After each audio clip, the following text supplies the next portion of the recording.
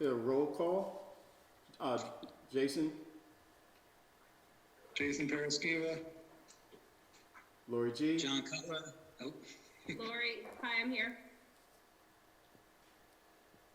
Richard Campbell. Michael O'Brien. John Cutler.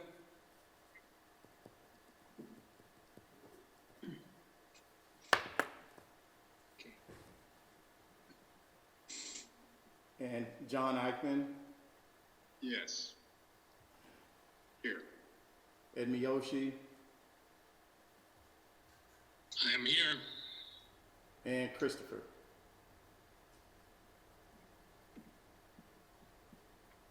I'm here. Okay. Please join me with a pledge of allegiance. Even if you're home, please stand and let's honor our flag.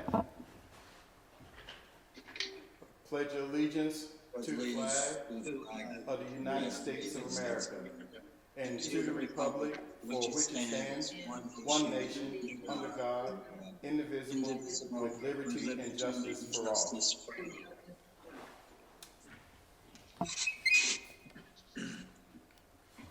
Well, welcome everyone. Another Zoom meeting, but we have a packed agenda today. First we want to start off with our upcoming meetings. And team, we need to move the June 9th meeting to June 24th. Any issues with the June 24th date? Not as of right now. No, not for me, Craig. Okay, thank you. So we'll move forward with a June 24th date for our next meeting. At this time, Right, does that mean we're also gonna have to move the July meeting, or are those too far enough apart? no plans to move the July meeting at this time. So we'll have our meeting on June 24th and July 14th. Okay, I think, Lori, it's going to depend whether or not we have any public hearing scheduled, because right now it's July 14th, and we have a little bit of trouble with the July 4th holiday in there. yeah. We have to look at that. Okay. Do we need a motion to approve the change to the date, or are we Yes, okay? So in order to move, as you understand the June 24th date, can I have a motion to change our meeting to June 24th? So moved. Second. Second, It's been moved and properly second. Those in favor say aye. Aye. Nays have the same. Motion carries.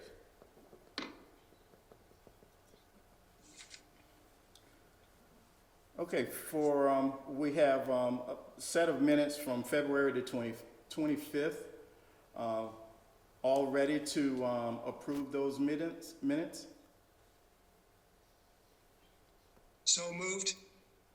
second, It's been moved and properly second to approve the minutes from February 25th. All in favor? Aye. Aye. aye. Aye. Okay, the motion carries. Last, before we get into the agenda for tonight, definitely want to recognize Pamela Beer, who retired, and she will be sorely missed. She was very loyal. She was just an outstanding planning board clerk, and she passed the torch on to Jackie. And she just kind of came into the camera on with Michelle Robbins, but we welcome Jackie Keenan as our new planning board clerk, and we know she'll do an awesome job. So welcome aboard, Jackie. Thank you. Welcome, and congratulations to Pam. Oh, she leaves all of us, unfortunately. We will miss you, Pam. Okay. I'm sure she's watching. Okay, our first item on the agenda is a extension to final approval during the COVID-19.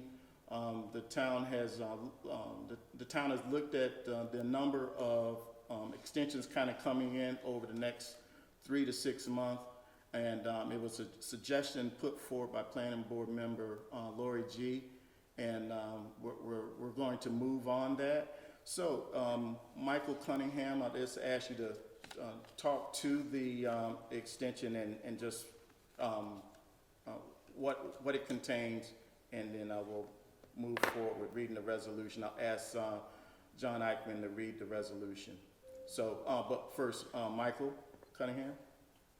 Sure. So, as the chairman mentioned, one of our members, Lori G, had a great idea, and a lot of other communities are doing this as well. We're doing sort of an extension that it will encompass all approvals that will expire during the COVID-19 pandemic.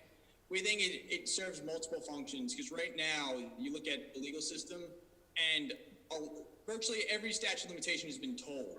And right now we don't want to put undue hardship or strain on any sort of applicant who has already received an approval. This is just for approvals that are going to be extended.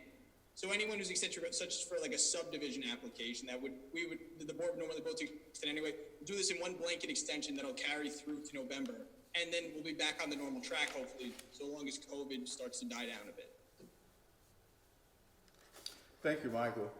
So at this time, we'll ask John Michael. Eichman to. Could I ask a question? I'm sorry. So, Michael, is this specific only to the plans that are expiring during this COVID event, or is it applicable to anything that may have already expired? It would be applicable moving forward for anything that would expire through the October planning board meeting. Okay. But I think the question was, because wasn't there one that came in that had already been expired? And so the question is, are we grouping that in as well? I don't know which matter you're referring to specifically. I believe there was one coming from Great Hollow that had expired. Yeah, there was a request from Great Hollow, and I think it have expired. Frank, we're getting a lot of echo on the voices again. I'm not sure if it's in your room or not, but we're getting a lot of echo from. Is that better? No, it's No, I think Craig's. Yeah, that should work now. We had an extension request by Feehan, and I think that expired in April, and then also one for Grape Hollow, which expired in April. So I think we're going from when the COVID pause started and the applications came in through to November. Application process. So right, it would encompass those if that's the question. Yes. Okay. Good. The stragglers that hadn't. Right. They got caught up in the COVID craziness, for lack of a better term. They will be included in this. Thank you. Excellent term. So, resolution extending approval periods for various projects during COVID. Resolution is offered by Planning Board member John Eichman.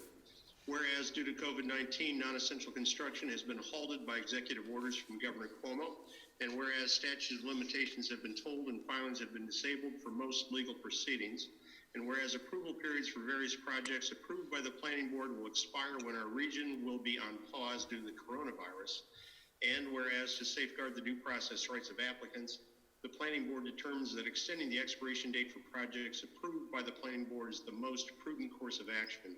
Now therefore be it resolved that due to the public health and safety concerns from COVID-19 and pursuant to the Governor's recent executive orders, all Planning Board approvals previously granted will be considered extended with no further Planning Board action required. Said extensions shall expire on November 1st, 2020. Do I have a second?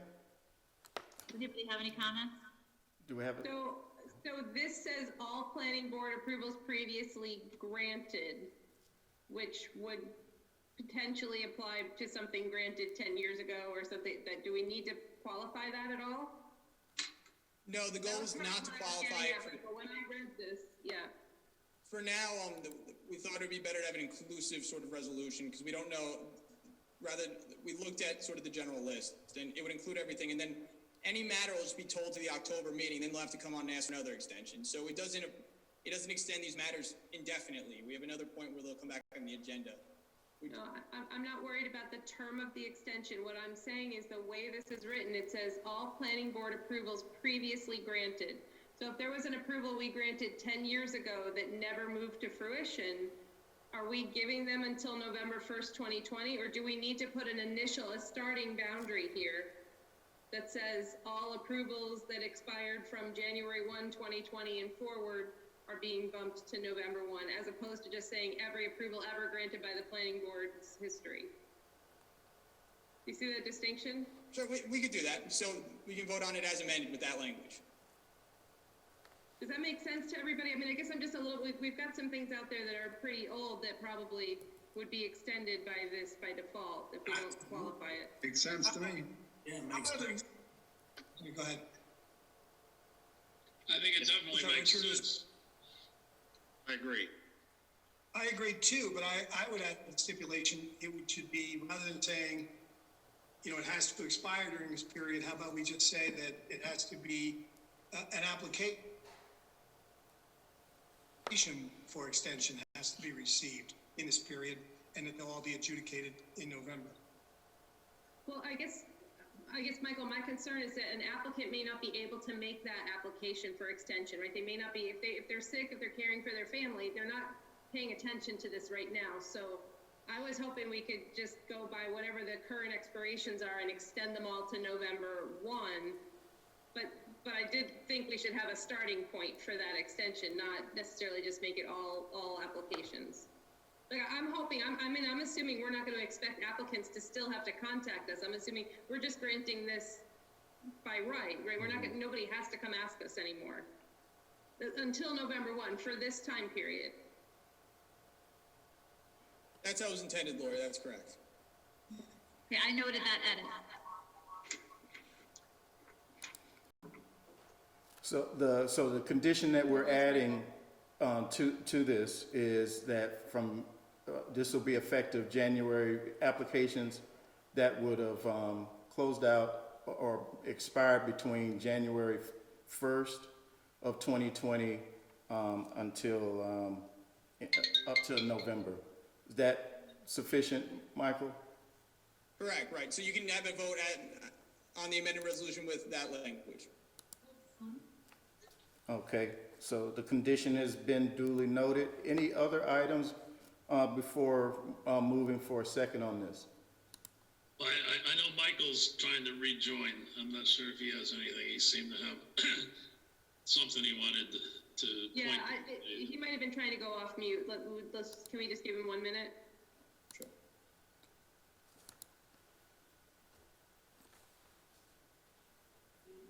Michelle, did you catch my email? Did, thank about the spelling? Okay. I did, thank you.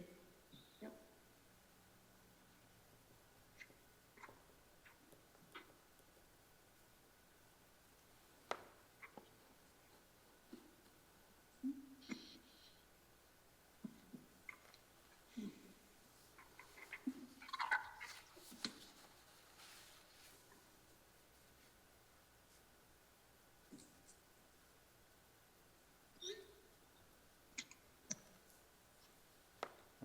Okay, so,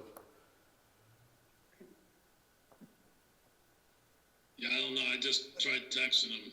I think we heard his concern, and I think the board seemed to be in favor of the amended version with Lori's suggested edits. So I think we can move forward on it. yeah. Okay. All right, can I have I'll a, second. Oh, sorry. can I have a second on the resolution on the floor? I'll second. Okay, it's been moved and properly second by Lori. Okay, so, and the vote goes as follows. Lori G. Aye. Jason. Aye. We'll bypass Michael. John Cutler. Aye. John Eichman. Aye. Ed Miyoshi. Aye. Christopher. Well, we got a head nod from aye, okay. And Richard Campbell. Aye. And myself, aye. The resolution passed. Okay, so, well, so thank you, everyone. We'll move forward to considerations for the findings statement submitted by Summit Woods. Can Summit Woods be moved up to Sure, panelists? so I see Andy Gilchrist, their attorney's here, so I'm gonna promote him. Anybody else from Summit Woods who's part of the team, could you hit the raise your hand function? Or if you're calling, and I see Dan Guerin just raised his hand too. Or if you're calling in, you can hit *9, and it'll serve the same purpose. Mark Day did it. And I'm about to promote Andy Gilchrist.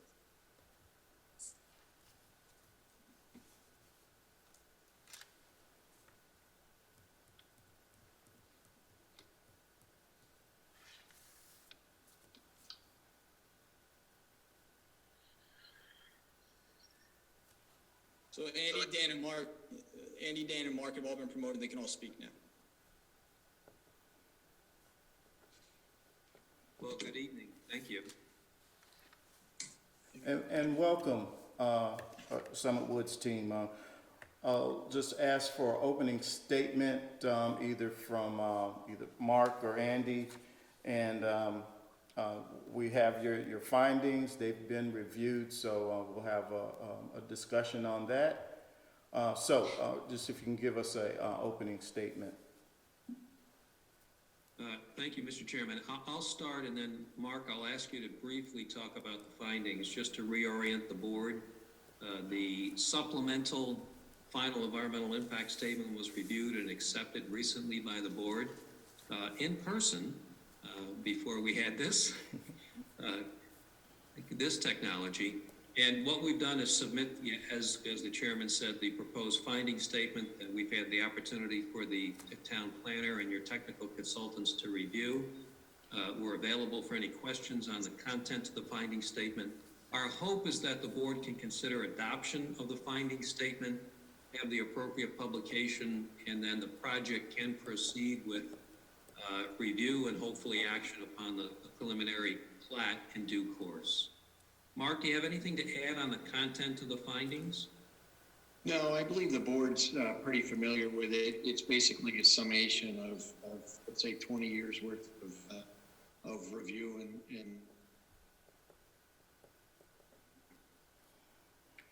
Okay, so thank you. So let me just go to Michelle for her initial comments on the findings.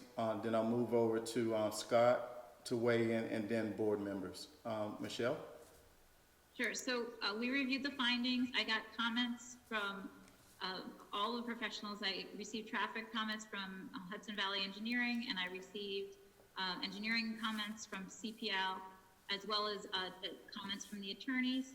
And we submitted them to Summit Woods, and they have incorporated the comments that we submitted, and I believe I got a draft back, or a finalized draft back from Mark yesterday. And in general, the finding statement was in great shape. I think it helped also that we had already gone through Montage, because a lot of the language related to the water and sewer was similar, and we had kind of talked about that at length. So we had a lot of the same text to be incorporated into this finding statement, and it was in great shape. And with the tools, I think we're in pretty good shape now. Very good. Hey, Michelle, it's Lori. The last cop had was back in, it sounds like it's been through some revisions. Is there a copy that's going to be sent out to the board for review? Yeah, so Mark made some changes, and I got it, I think it was yesterday, I believe. So I'll send that around to everybody for finalized review. Okay, can you make sure we get, if possible, a marked up copy from the February 20th too, as well as the final, Sure. if possible? Okay. I can see if I can figure that out for you. I can compare the documents for you. Okay, even if it's just like paragraph flag or something, that's fine. It's easier to review. I've read it so many times. Sure. I'd like to only read the changes.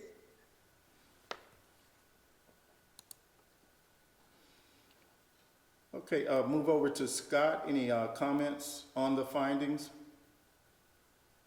Well, I think Michelle covered it all at this point. I think we just wait till I get into the nuts and bolts of the water and sewer design before I have any more comments. Okay. Okay, so open the floor up to board members to comment on those findings, and then we'll then move toward a vote on whether to adopt or not. So, board members, comments on the findings? We don't have the final draft. You have the one that was submitted that we all commented on. Did you guys have any comments on that? Right. You mean the one from February? Yeah, I believe it was from February. I can check to see when it went around. Yeah, The it was last from one I got was February. back in February. Yeah, it was from February. Again, I think it addressed the comments we made. It was February 20th.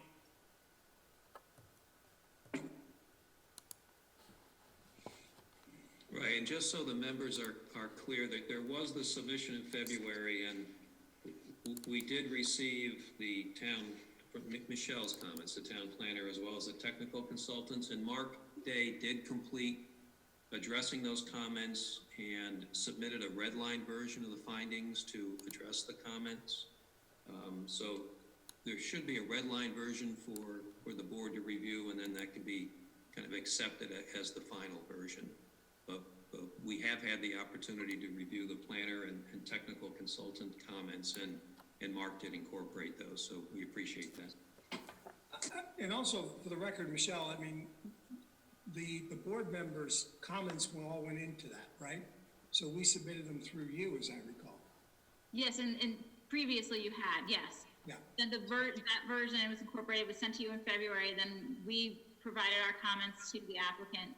They made our changes, and then I got I think it was yesterday that I got from Mark, so I will forward that around to everybody tomorrow morning. Okay. So are we asking to take a vote before we've seen the final document? Is that what we're doing right now? No, Okay. So, yeah, we're gonna lead this, we'll get the final draft out and then, do the, it'll come for a vote for, June 24th. Is there any hardship to the applicant that we put this on for vote on the 24th?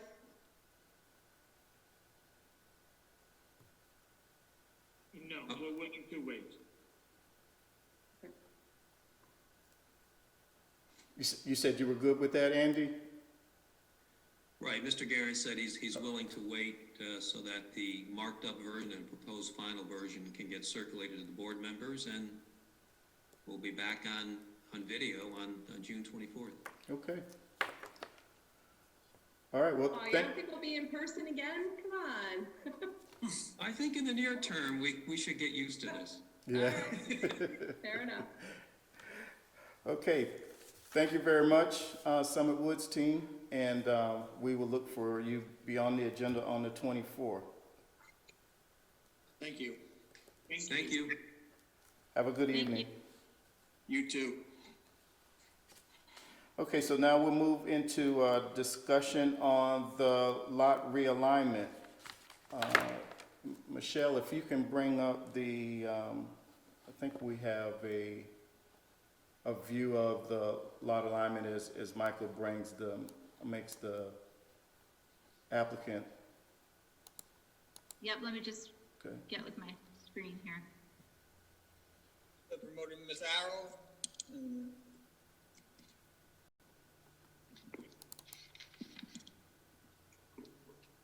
Is there any other attendee who's here for this matter? Please raise your hand. Should You're calling just be in, hit star 9 and raise your hand. should be just the two of us. Yeah, I'm here. Great. Okay, welcome Russell, and so if you can just give us a brief description of the reasoning for the lot realignment, and we've prepared a resolution. I think everything's in order, so. Hey, Russ, this is Bill. Do you want me to talk through it? Okay. Okay. That'd be good. Thank you. So what we're asking to do is do a lot line adjustment to match the property's natural boundaries. So as you can see in this map, if you look at the upper left-hand corner, you'll see a triangle. which is currently part of the property owned by the Farrells down on 16 Pondview, just below the triangle. I'm gonna try to mark it out with them following the line. Yep, Michelle, that's exactly right. And what Can you we're, mute? and what we're asking to do is to take that triangular piece and attach it to the right over to 100 Woodcrest. I'm sorry, hold on one second. Craig, we're getting that wicked echo again. How's- Let's see, is that any better? He muted himself.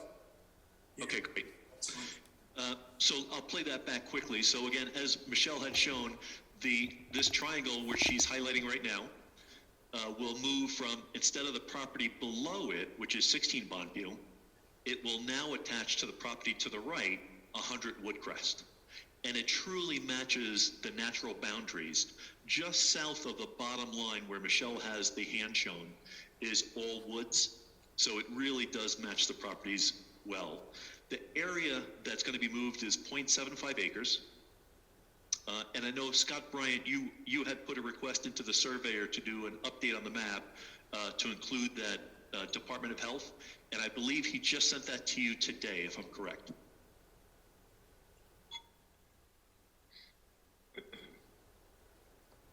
And the last thing I would like to add is, from a timing perspective, the property on the bottom, 16 Pondview, will be sold. The closing is planned for June 30th. So that's the schedule we're driving to get that done prior to the sale of the property.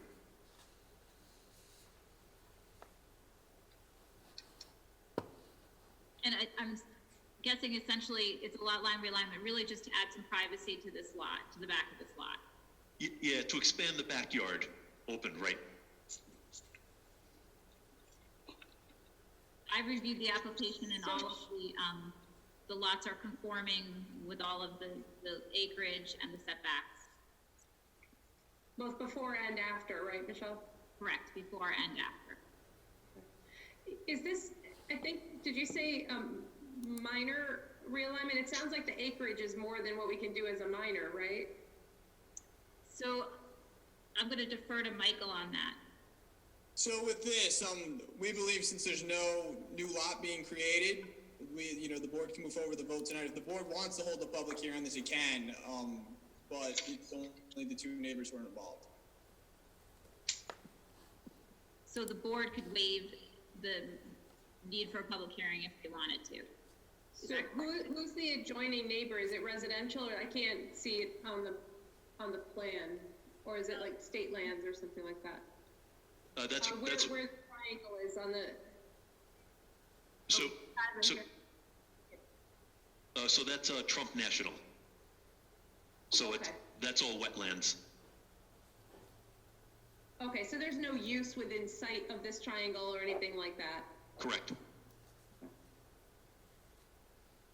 Okay.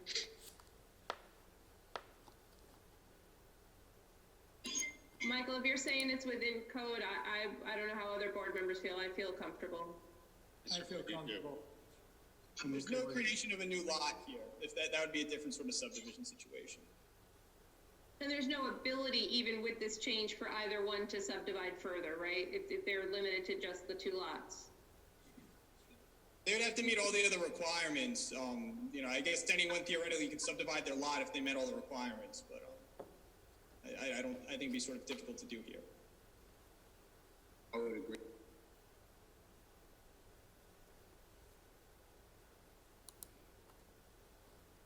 Okay, any other concerns from board members?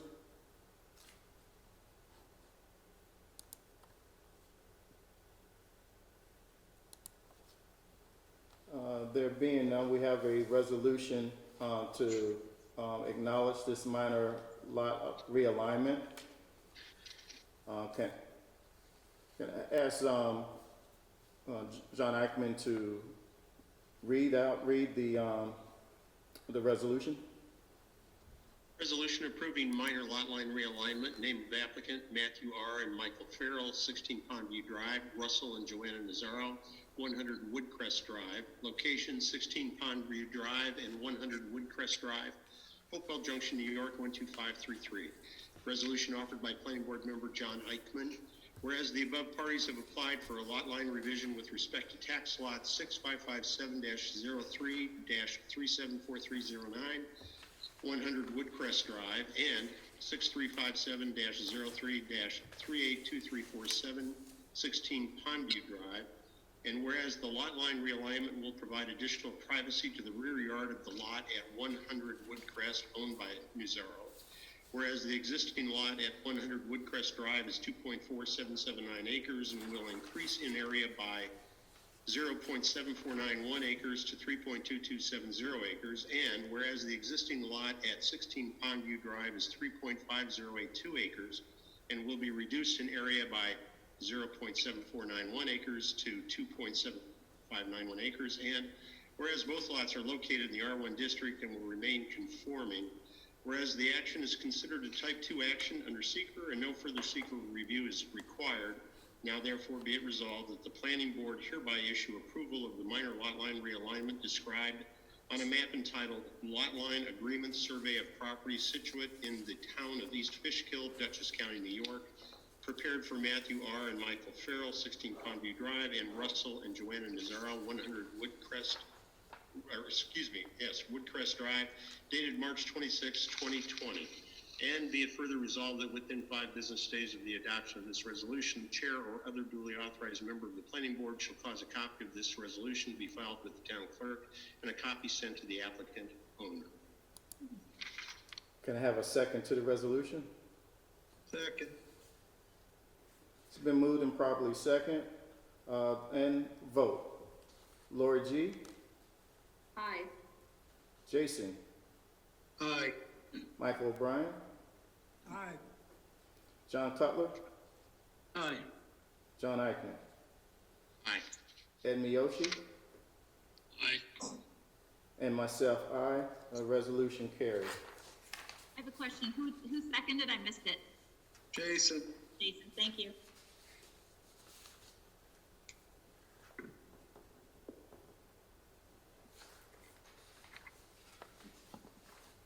So, thank you for going over that tonight, and that has been approved. We'll move forward now to Stewart Shops on 860 Route 376. They can be moved up to as a panelist. Thank you very much. So can you Thank you. please raise your hand if you're here for this next matter?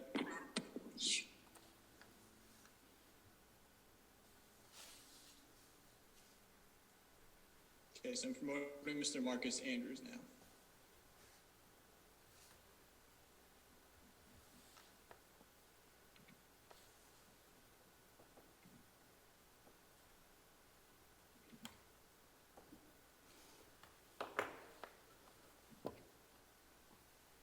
Am I all in?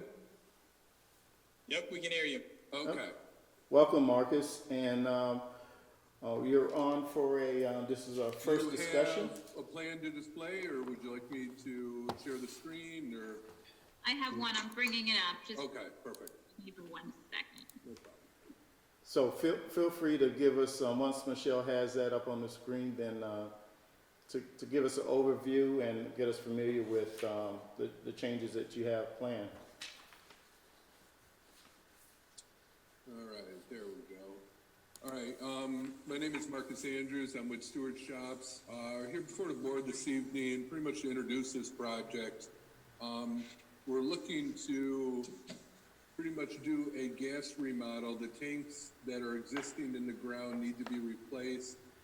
We'd be looking to replace those tanks with double wall fiberglass tanks.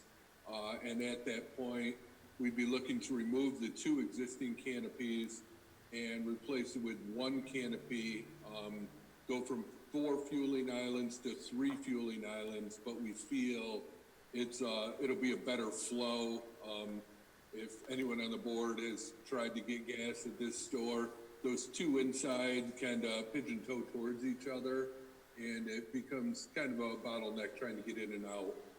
So we're looking to try to change that just to give a better flow throughout the site. We will propose a low-flow diesel on one of the islands, strictly small vehicles, landscaping vehicles, stuff like that. No major trucks would be able to get in or out to fuel up on the low-flow portion. At the same time, we'd be looking to do a building addition off the backside of our building, approximately 770 or 744 square feet building addition. Moving a freezer outside just to give some additional retail space for the customer on the inside of our building. The last time I was before this board, it's probably been at least a year or two now, in regards to our front planter area that we looked to just pave. At that time, it came up with, the board had concern over the visibility of the entrance to the, I guess it would be the eastern entrance of ours, the visibility coming out of that, and if we would look at the possibility of raising the grade in that. We brought up at that time that we would look at it closer with the gas portion, which we're now before you now. I did shoot some other grades. We did have a survey of this site. We got some additional grades on that. It's gonna be tough. The biggest issue is the slope of the shoulder from the white line to the edge of curb. Again, I don't wanna say yes or no right now until I dig deeper into those, closer grid of grades. But it looks like, and we have presented this to DOT as well, it looks like it may be difficult to do without really redoing a large portion of the road, just because there is drainage that runs up and down Route 376. We have, I have been in contact with the, and I'm sorry, I forget his name, with the Architecture Review Board. We did make a few tweaks since we originally submitted plans. One of the most major ones was the canopy elevation. We're still gonna have what we proposed of just pretty much a white, fascia on it, but above that will be pretty much a sloped roof to match the building. It'll be shingled to match the building. It'll blend in better, definitely, with the building as it sits today. And that's, I guess, a brief summary of what we're looking to do at this project.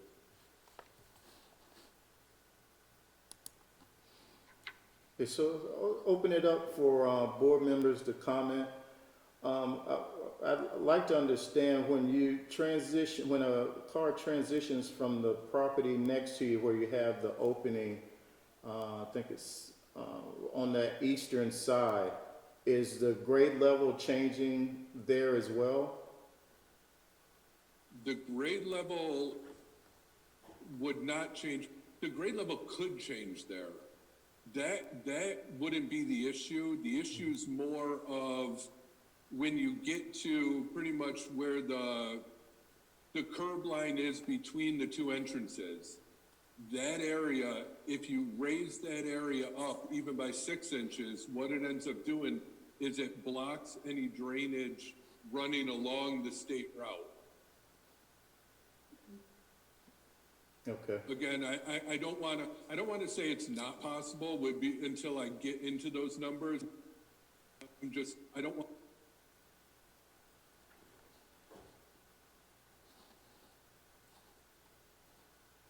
Okay, did we lose him?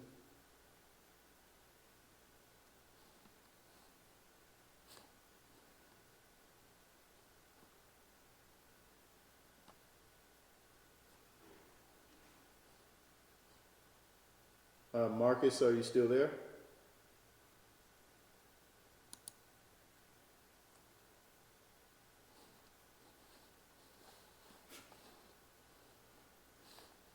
Looks like Zoom went down.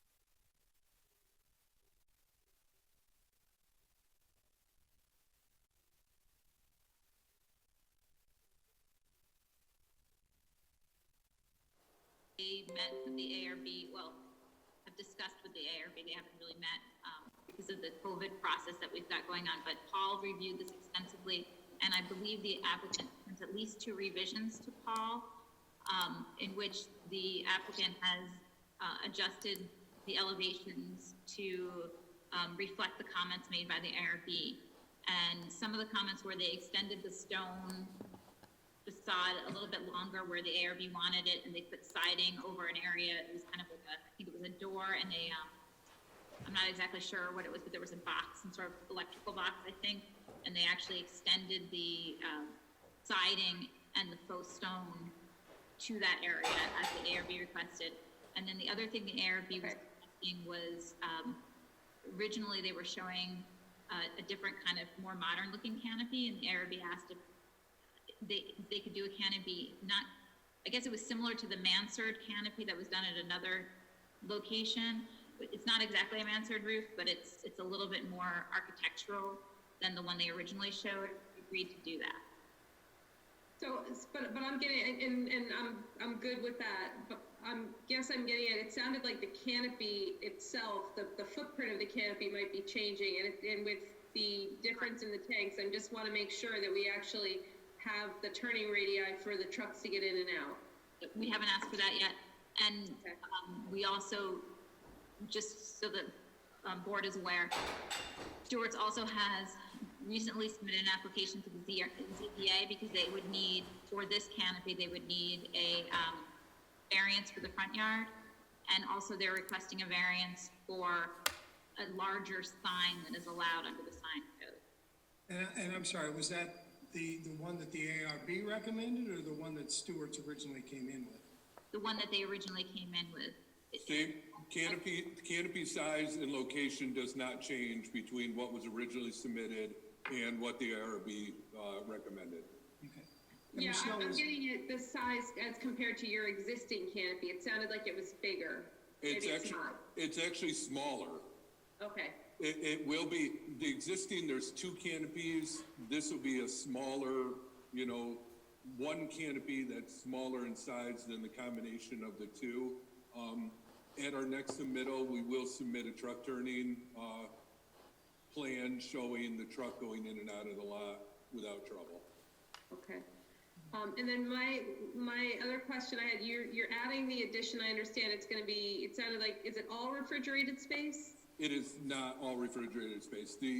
On the north side of the building, I guess on the, let's say, northeast side of the building, we're extending the actual building itself as well as the roof line, just to blend the entire building into one. On the north side of that, there's a 20-foot area. That portion will be an exterior freezer. Only accessible from inside the building, but it sits outside of the actual footprint of the building.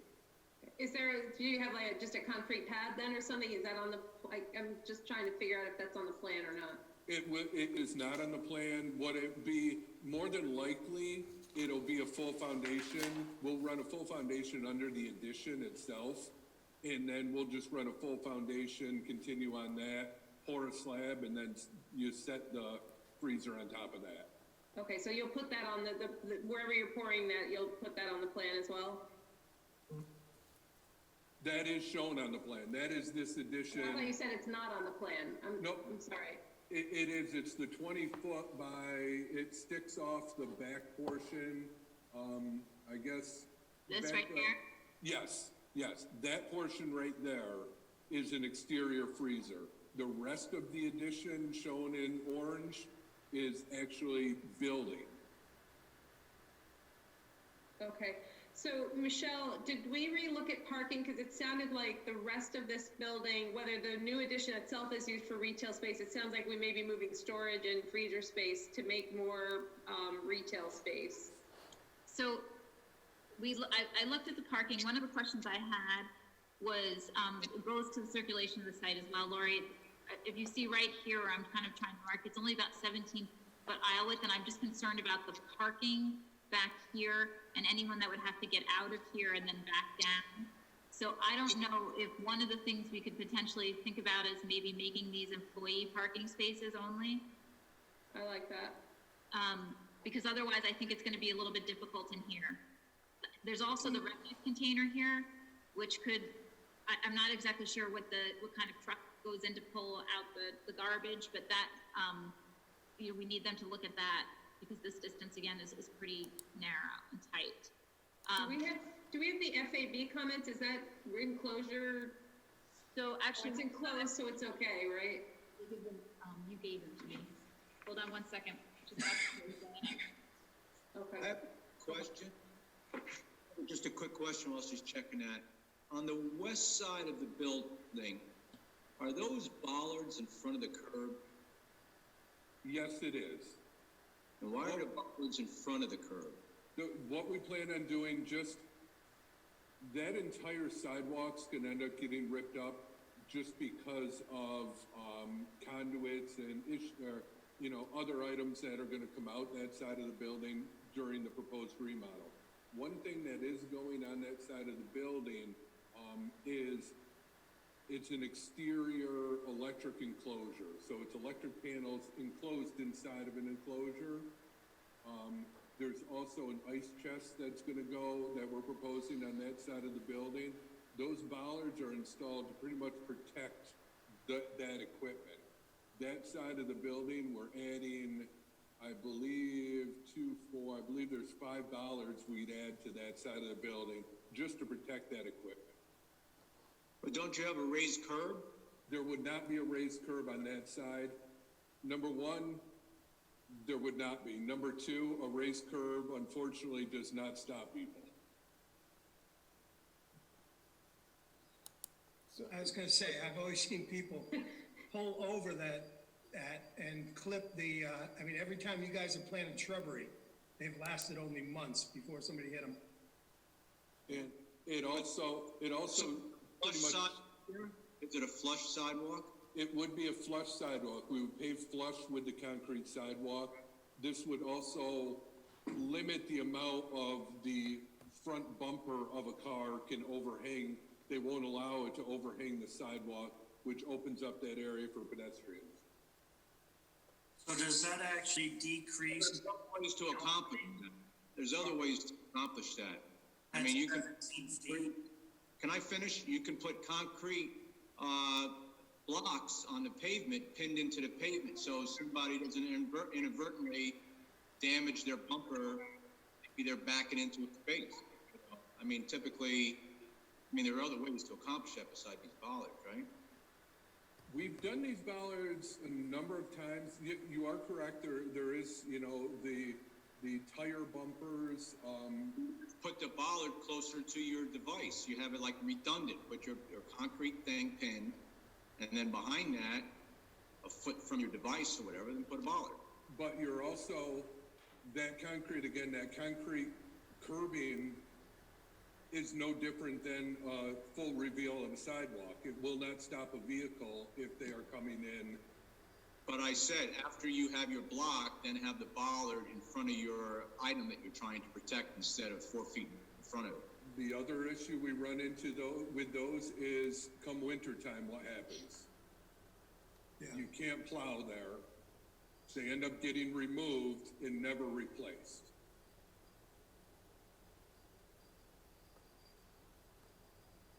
I'm sorry, Richard, you were gonna say something. Scott, are you done? Yes, I'm done.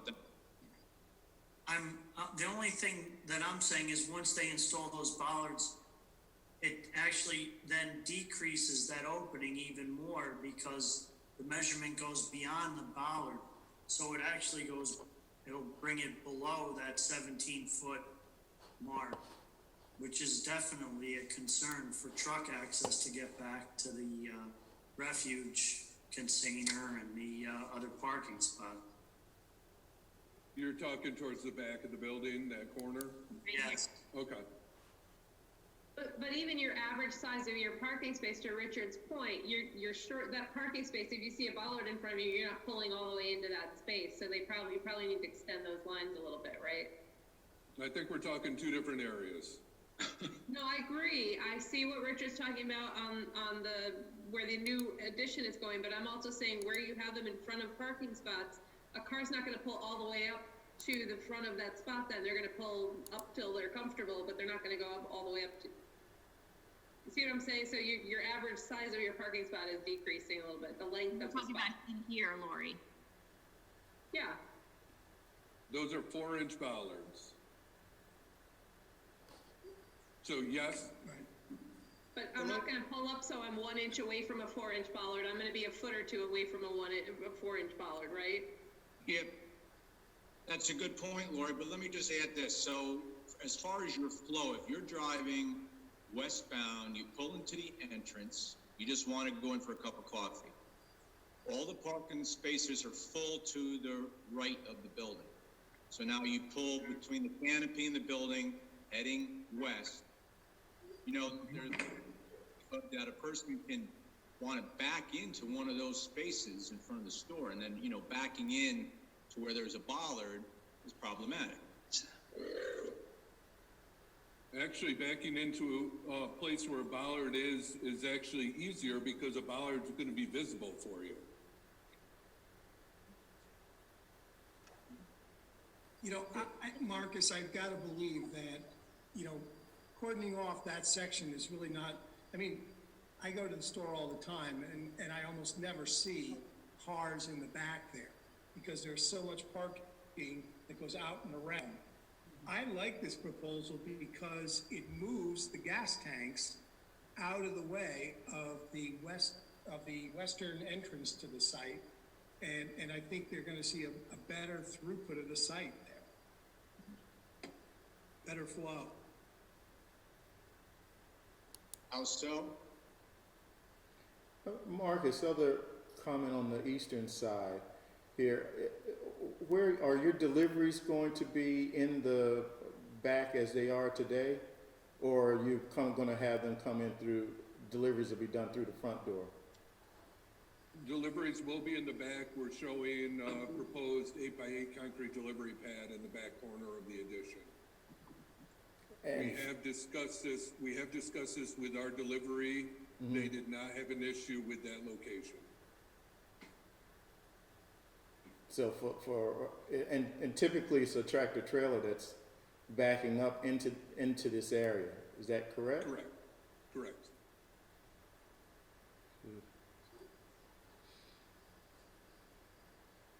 I'm going to come back to the bollards on the opposite side of the building in the front, something to consider. I know the building department has responded on multiple occasions, cars jumping that curb, your point, and running through that building.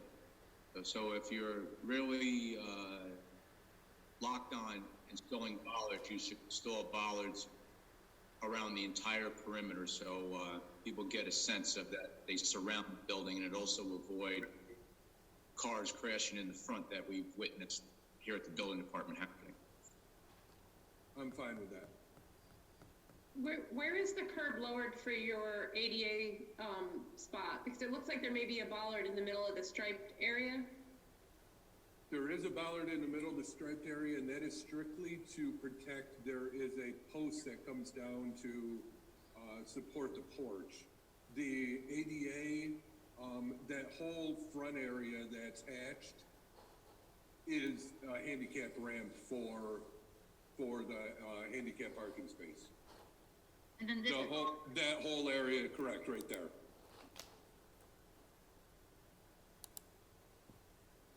Okay. So Lori, I wanted to circle back to the parking question you asked me earlier.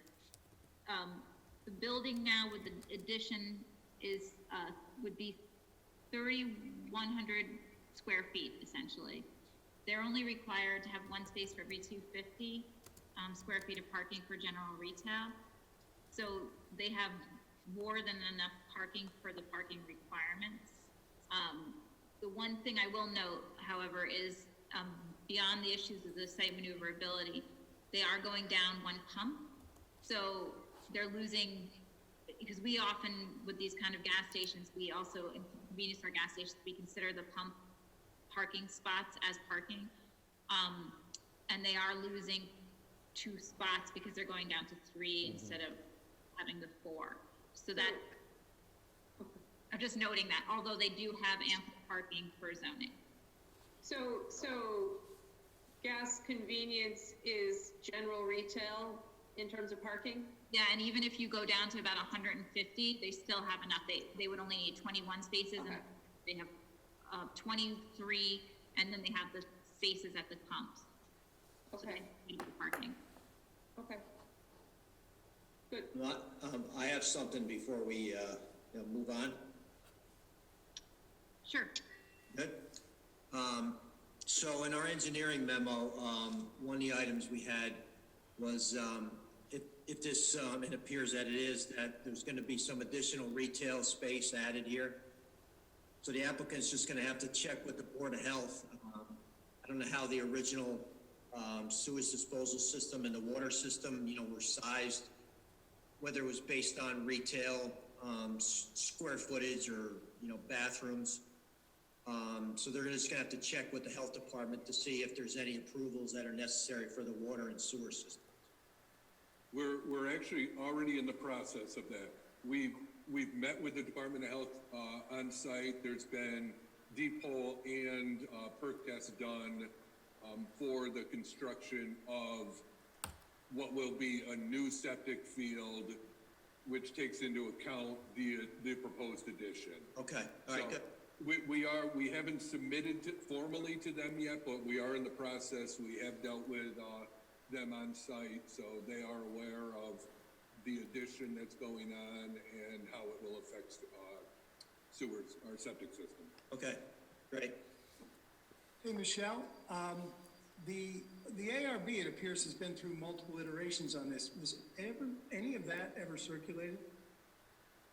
Any of whatever circulated. The ARB's correspondence with the applicant?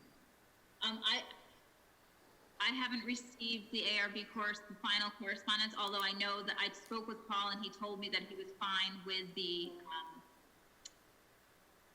the changes that were made. Okay. The revisions. Because I mean, honestly, I don't recall seeing those. I don't recall seeing anything from the ARB for this iteration. Yeah, Michael, I think the only thing we got was the original application that did have the proposed elevations, but it sounds like they've changed since we And I can pull those up right now. Yeah. Hold on 1 second. That's fine. I mean, I don't want to belabor it. It's fine, Michelle. We're just talking about things that, I think the ARB was intended to be like, a subcommittee of this, and I think it's partly because of the process that we did this month. We asked them to rush the review of it.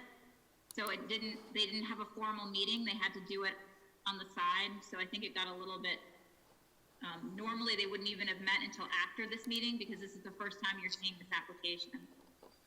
Okay. And we were rushing. Is there a timeline here that we need to talk about? No, I meant that at the last meeting, I had said that we would allow the ARB to review the applications. We would try to get the ARB to review all the applications at the last planning board, that were on the last planning board meeting. And because this came in right around the same time, they took this one as well, even though it hadn't been in front of the planning board. And so they asked them to just make these changes, and I can actually send around the new elevations that they submitted. And I might even. I'm as interested in the elevations as I am in like the canopy and stuff like that appears to have been through a couple of iterations, but okay, live and learn. Thank you.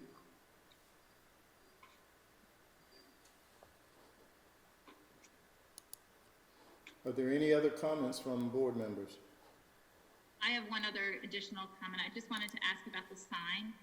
I know that you're requesting a variance for the sign size. And I just was wondering, why you need the sign that size. Because I believe that I'm going to be asked that by the ZBA. The sign as it sits today is on the west side of the property. DOT did a ticking, which now puts our sign pretty much off the property.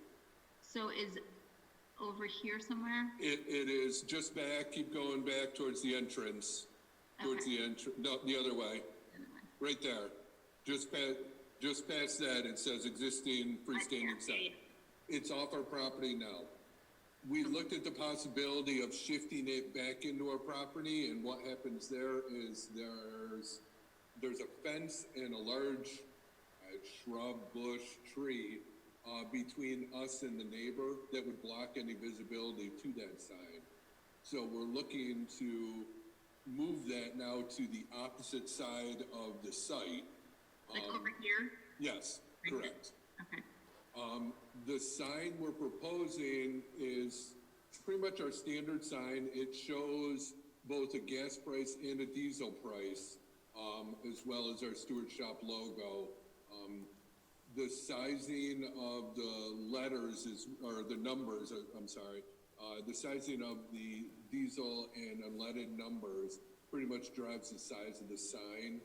And we feel just the type of state route that this is, you know, the 16-inch numbers are what we'd be looking for in the sign. And how tall would the sign be? That sign, I believe, would be 15 feet to the top. And it would be, I'm assuming it would be internally illuminated? Correct. And then this existing sign would be removed? Completely removed.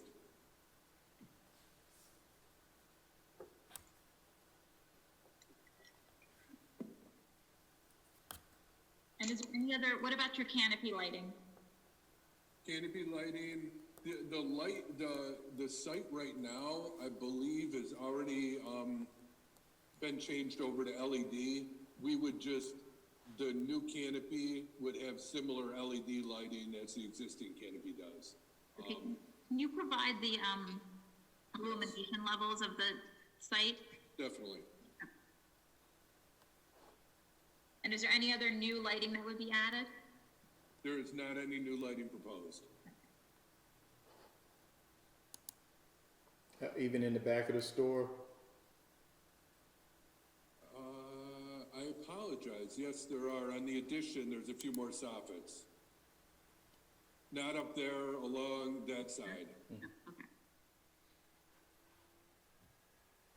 I would have to take a look and see what's on the existing building now. It might just be pushing existing light. You know, those would be removed, and we would add new to the outside of that addition.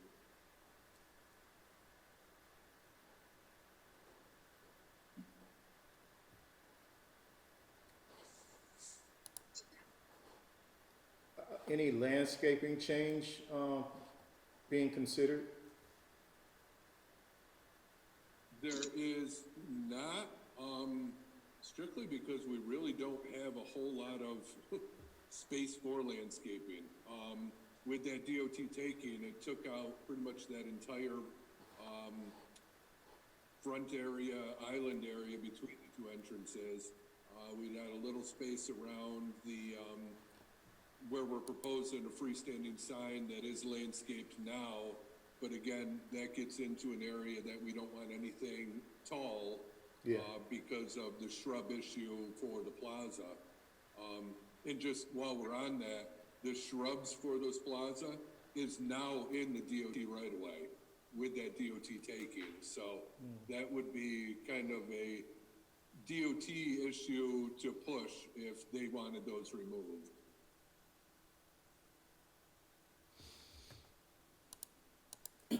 Okay. Any other comments by board members? Yeah, Marcus, has there been any discussion of sidewalk in that space with the taking? Was it DOT ever once? Not that we're aware of. It's not unusual for that to come up. We have submitted just a preliminary plan to them. Really, with a project like this, they don't get into a whole lot of, detailed change because we're really keeping the entrances, locations where they're already approved. So it has not come up. I'm not saying it's not a possibility to come up. Okay, I only ask because there's a task force in town that's looking at with the extension of the rail trail, as part of the New York State Trail, we're trying to come up with sidewalks to allow people to get off the trail and patronize businesses like Stewart's, should they choose to. So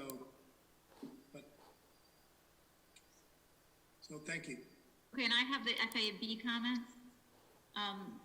They reviewed it, and they have 3 comments. One is that the fire alarm system be extended to the new addition, then a Knox box be installed, and then a wet or dry sprinkler system be installed in the facility.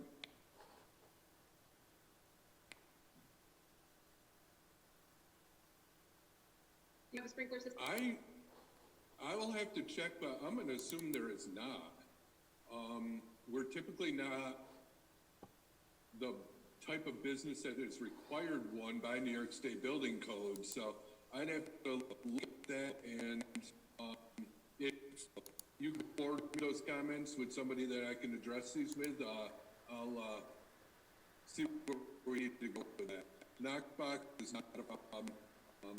Fire alarm system, it's pretty much a given, but the sprinkler does cause me a little concern. We'll focus on comments, Marcus. Thank you.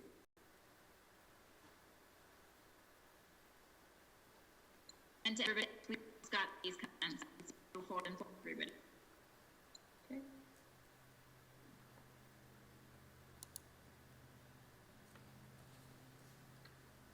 Okay, Andrew, you have, Marcus, I'm sorry. You have any additional, any questions for the board? I don't believe so. Again, we're looking to go to ZBA as far as the freestanding sign and the canopy and the setback for the canopy. Once we get completed with them, we have back for this or next site.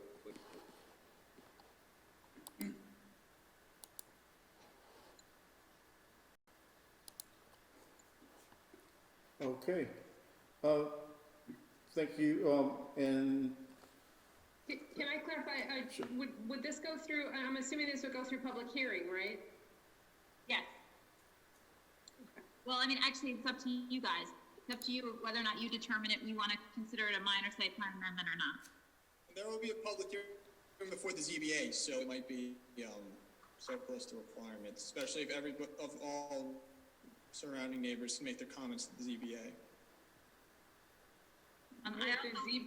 Would the ZBA make clear anything other than what the ZBA is approving or reviewing? Because there's a lot to these changes, right? There's a significant addition to the building. There's reconfiguration of a canopy and the pumps, the site circulation. I don't know. It doesn't seem minor. It doesn't feel minor. I don't think it's bad changes. I think these are great changes. I just don't think they're minor. You can hold the public hearing as well if you wish. Is it do we do a joint public hearing, or that's not appropriate? You mean on like a separate date just for this one matter? I don't know. I'm asking. I don't know whether we've ever done that before. Well, I'm sorry, Michael, could you elaborate on what you meant when you said it might be covered by the zoning boards? I mean, are they gonna they're gonna notice the neighbors, right? Yes. So theoretically, any neighbors with issues could come out during that proceeding, correct? Yes. Okay. And also, I just wanted to make everybody aware that we received comments from the Dutchess County Planning on this just today. And the comments, I'll read them, and then again, we'll forward these around to everybody tomorrow. They questioned the freestanding sign. They said it's nearly twice as large as allowed in the code, and the applicant will need to obtain a variance. And then they were suggesting that it's a prime location for a sidewalk. They noted that the submitted materials do not include a lighting plan or lighting specifications, and their department is recommending average brightness level below 5-foot candles to reduce glare and prevent driver issues. They're also suggesting color fixtures with a color temperature below 3000 K to avoid harsh blue light. And it says the new canopy does not have the slight roof line of the existing one and does not reference the architecture of the store. So that comment was addressed by the ARB, because the new canopy that they've submitted, I believe, does, and I'll send that around as well. And then the north side of the Route 376 in this area is characterized by closely spaced commercial driveways, which are a primary cause of traffic congestion and can lead to safety issues. We suggest that the town work with the applicant to consolidate egress at this site into one driveway. Those are their comments. It feels like it might be tough at this site, one driveway. Yeah, I think so as well. Yeah. Yeah. Yeah, I don't see any way for that to work. Agreed. That's not gonna work here.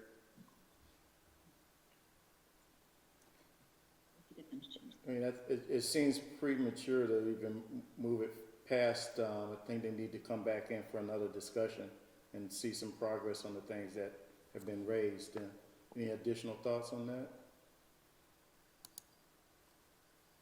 Makes sense.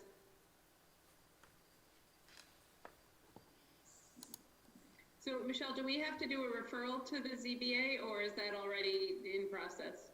They already submitted, but we should refer. That's typically what we do. I mean, everything's a little bit different just because of the fact that the ZBA didn't even have a meeting last month. This is their first meeting they've had in 2 months. But I think we should do that. It just isn't, of course, for the record, that would be appropriate. Okay. Then I make a motion to refer this to the ZBA. Second. It's been moved and properly second to refer this to the ZBA. All in favor? Aye. Aye. Any nay? Motion carries to move this to the ZBA. Thank you. Thank you, Marcus. Thank you, Marcus. Thanks. Mark. Maybe we should refer it to the ARB too. Oh, wait.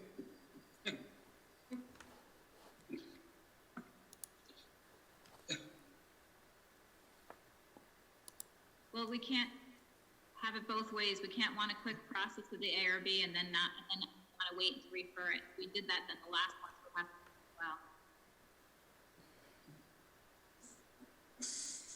as well. Okay, next on the agenda is Global Foundries. Michael, So, if you can, anyone from Global Foundries, can you please raise your hand?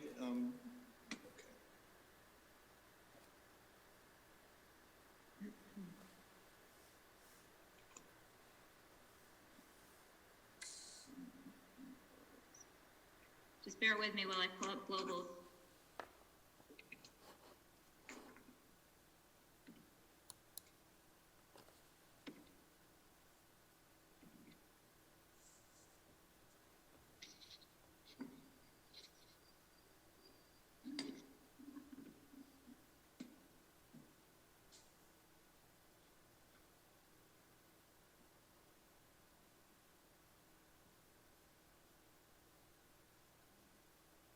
Okay, I think I got everyone. There's 4.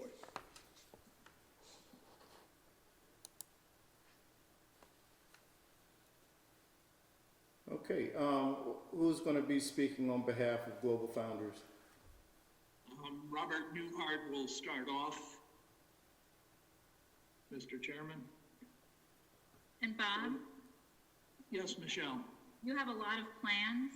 Do you want to show your screen? Because I'm not exactly sure which ones you want me to show, or tell me exactly which ones you want to show. Maybe you could just, since Mick and I have been to the planning board for the previous 2 months through the virtual meetings there, I would suggest we could just flash through them just to refresh everybody. But I'm here with Pat Flaherty, Michael O'Callahan, and Bruce Tripp. And we represent Global Foundries, who is working for Global Foundries on behalf of ON Semiconductor with this $150 million project to build out the post-fab infrastructure there in the existing building 320B with a 2-story addition that will house mechanical equipment that will support the air handler equipment and air abatement systems there for the clean room that is currently being used but will be expanded for the on-semiconductor use. So, Michelle, if you just want to flash through those, Michael O'Callahan can just walk us through here, but what I'm hoping to do is receive. I'm sorry to interrupt again. Craig, can you just mute? We're getting the wicked echo. It's really hard to hear. This is hard for me to hear. Thank you, that's a lot better. So, Michelle, I'm hoping to receive planning board approval to proceed with the work that's already underway, the preparation work for the phase that we're working on now with the design, the pre-construction, and we've already got the contractors on board, and would like to proceed with the foundation construction as well as the structural steel framing for the two-story addition that'll house that mechanical equipment. I want to try to maintain the on-semiconductor schedule that they've got for their fab and post-fab operations and avoid any multi-million-dollar cost for demobilization and remobilization. And I would hate to lose the skilled workers that we've got on board right now that are poised to continue with the foundation and structural steel.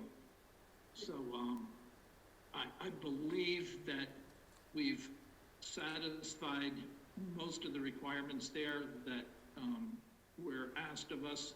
We've updated the site plan that was requested with the perimeter security, the building 322 parking lot with the drainage calculations, the gate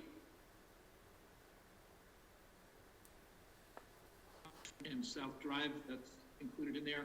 And we've submitted the IBM subsurface investigation report that was prepared by Groundwater Sciences. And the indication there in that report, it has not received final approval from NISDEC, but it does indicate there that there's no significant changes in the subsurface contamination there, and that it's being maintained on site, and there's been no migration.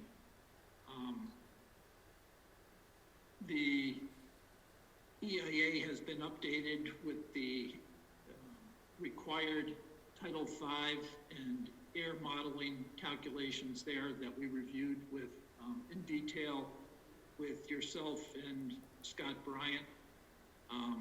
The plans and renderings there were submitted to the planning board and referred to the architectural review board. We have submitted an application to the zoning board of appeals for the variance requested there for the height exceedance there with the second story addition. And we have a variance that is an application for the Department of State that is all prepared, ready to go, and that's just awaiting Scott Bryant's approval.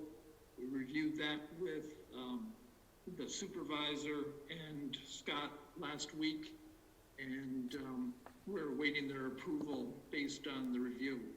We did consult with Martin Rogers, the town of East Fishkill's expert code consultant there, and he was in concert there with the variance that we needed for the exhaust coming through the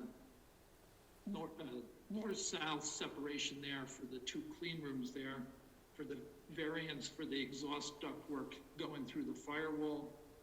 And he was also supportive and found everything in order there with the code compliance study, as well as the prepared submission there that was going to the Department of State for that review. So if we want, Nick, maybe you could take the team, just refresh them quickly there on the details of the plan, starting off with the location of the existing building 320B. Okay. So here's the existing building right here. And here's a close-up of the space.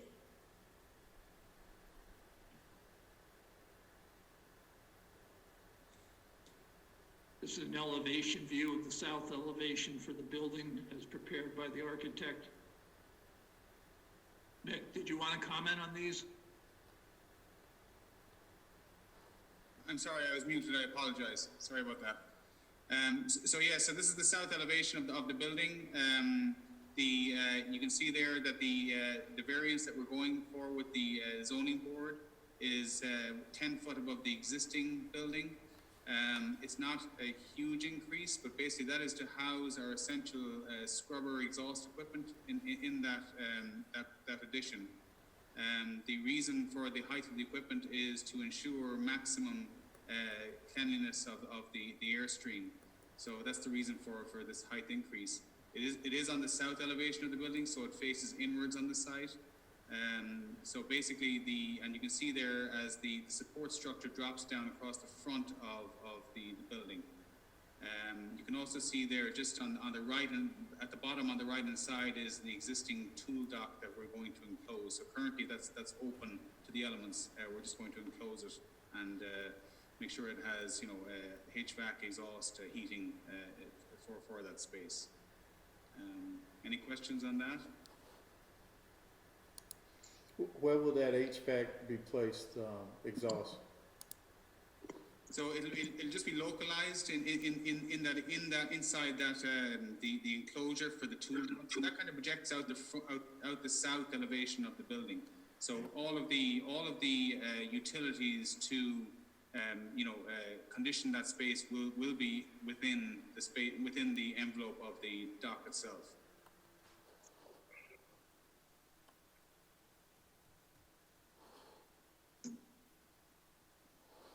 Okay. We'll move on to the next slide then. So this is our 3D model of the building. So again, you can see the raised roof height of the addition there. There was a question, I think, at the last review board is what was the gray tracks there. They're actually existing trestles with utilities running between the various buildings on the site. So this addition is actually behind the trestles. You can see it's kind of screened a little bit at the bottom end. But that's pretty much what our building looks like in our model, and you can see it relative to the B321 building on the west side. So it's still pretty much low profile in the overall view. Okay, next slide. And again, this is a shot from our model, kind of an isometric view. So again, you can see the addition there in kind of top left of center. And it's pretty much in keeping with the profile of the existing building. And as pointed out last time, those structures all in front represent the existing utility trestle that's already in place. Right. Addition is in the background. Okay. And again, this is the same view except from the southwest corner. So again, you can see the profile of the building and the existing building and the addition. Okay. Next slide is the addition with the kind of the roof, a slice through the roof, a cut through the roof. This is all of the utilities that we propose to locate in this new addition. These are all essential for the new manufacturing space that is being switched over or installed below this addition at level 1. So it's a currently vacant space that has been converted to manufacturing, and these are all the utilities to support that conversion. Okay, next slide. And this shot here is just an overall view of level 2, the existing level 2 with the addition shown there left of center at the bottom. So basically that is the additional floor space for level 2 of the proposal, showing all of the equipment in there and the colored detail on that shot there. Okay. And this is level 1. This again an overall view of level 1 from our model. And the lighter shaded areas are actually you can see that's the clean room space that we're converting that's currently vacant. And the bottom center there is the large, what we call the showroom space. That's below the new equipment platform addition, and where all of those utilities will be feeding down into this new manufacturing space. The other area at the top left of center is also, they're currently labs, they're clean space that we're converting to manufacturing. And the area to the right there is just it's a gown room for gowning up before the staff would enter the clean room. And as we said before there, just on the left-hand side of the sheet, that is currently vacant space. There is no plans to do anything in that space. Okay. But could that space be used for expanded capacity or to increase the capacity of the facility?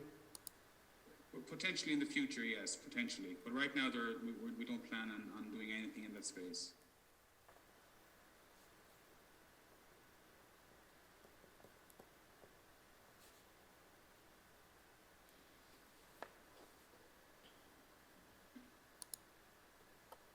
Okay, so let's move over to Scott for a update on and his feedback.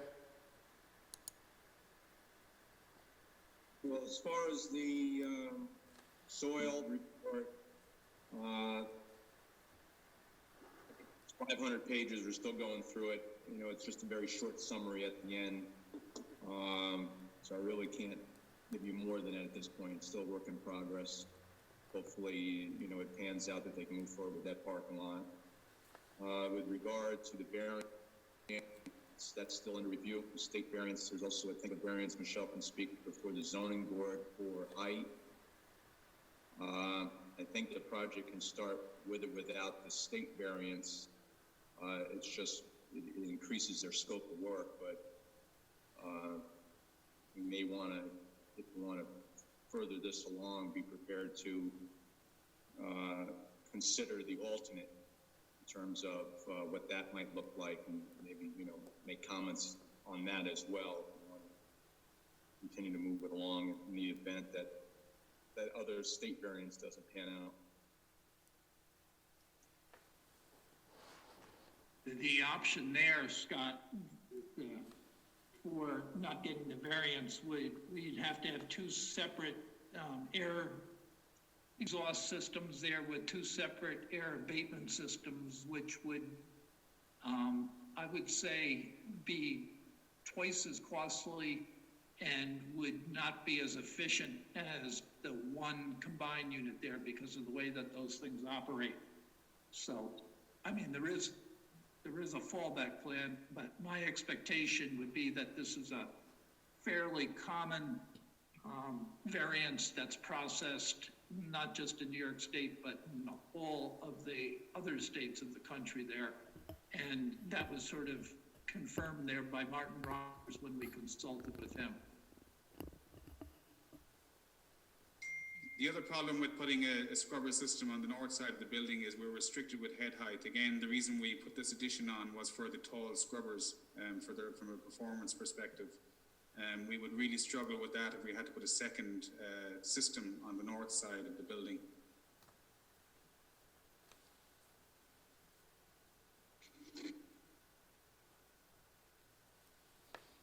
So we could continue, I mean, we can consider that as a default or an option there if the state did not grant, the Department of State did not grant that variance. Yeah, this is Pat Flaherty. I'm kind of new to this, but just in reference to that zoning, as far as penetration through the building, a couple things to consider. Number one is that's a pretty common variance within the semiconductor business. That's been dealt with over 30 years now. So those variances exist anywhere in New York State where there's semiconductor activity. So it'd be very unlikely that they wouldn't approve it. If they don't approve it and we have to go to those other options that Mick and Bob talked about, it would mean more space, not less space. So if anything, we would have to come back and ask for something else in addition to this. But it doesn't change the need for this space. do you have any of that historical data state variances of this nature are commonly granted? Do you have something that you could submit, supporting that? It would be roughly, the last time that we've done it on the site that I can recall would have been related to the annex build. Before that would have been when we built the existing clean room. My history goes back to the state of Vermont, so I don't think that's pertinent here, but the first time I personally got that variance was 1991 in the state of Vermont. So it's a very common practice. I don't know how fresh the information would be from the annex. That would be 2005 to 2007 timeframe. Unfortunately, the guy that did that work is retired, so I don't know what our chances are of digging it out. And the building code, as you know, Scott, has changed over time.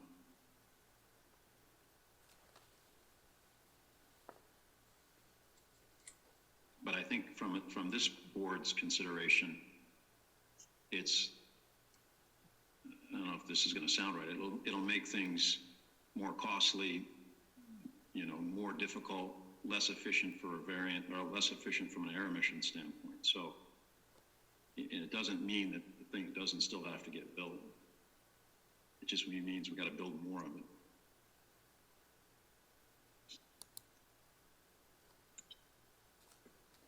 I mean, if it helps, Scott, I can do a historical search there on the files there to see if I can resurrect the previous Department of State variance there. But yeah, you were part of the discussion that we had with Martin Rogers there, and he indicated there that with the New York State that this is a common practice there, especially within the semiconductor field.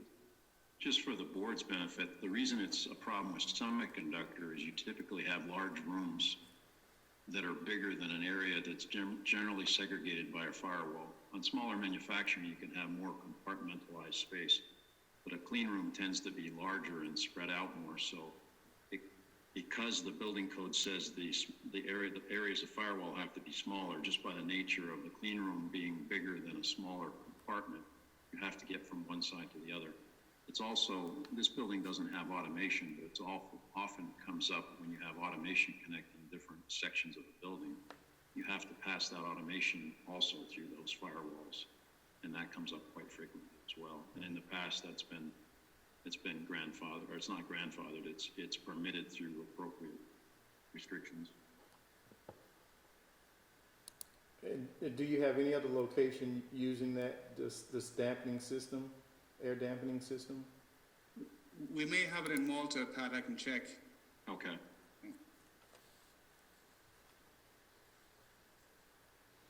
Mr. Chairman, were you asking about the air abatement system there, or are you talking about the exhaust ductwork going through the firewall? No, the air abatement. Yeah, we've got other air abatement systems there right here in East Fishkill. No, I think he's talking, Bob, about going through a firewall. No, I just asked him that, and he said he was more interested in the air abatement, I thought.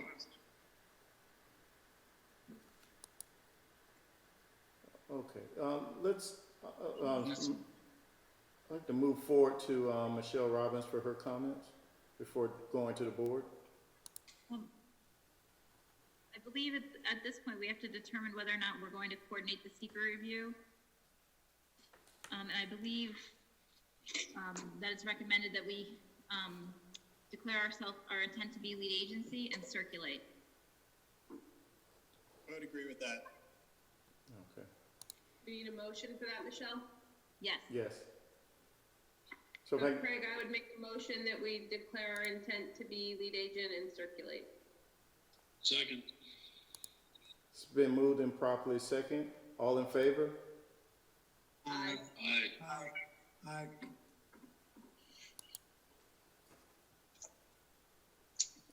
Okay, and Michelle is since they already have the application in, we should also refer them to the ZBA for the height variance. Yes, we should. Okay, I have a motion to move this project forward to the ZBA for the height variance. Second. Been moved and Sorry, prop, who seconded? Can you just confirm who seconded? Me. it's been moved and properly second. Those in favor of moving the project to the ZBA, for a height variance? All in favor, say aye. Aye. Okay, it's been moved and properly second, so, this move forward to the ZBA. Michelle, is there any other item we And then need? the other thing I would just like to remind the board is that we approved of perimeter and security improvements and parking lot improvements. And, correct me if I'm wrong, Bob, but you guys are expecting to use this parking area for the building, correct? Yes, correct. Okay, and that's where the, application that we approved for the perimeter improvements and planning and, parking improvements, that's this location here. So that will be done basically in tandem with this project, so the parking will be ready, when this is opened. Correct. As a matter of fact, it's our plan to have that parking lot complete this summer so that we can also provide adequate parking there for the folks once they return from the virus stay-at-home program.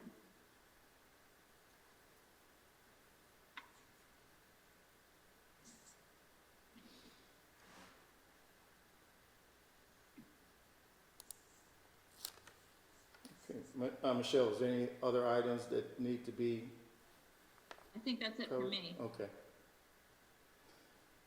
Any other, questions from, board members?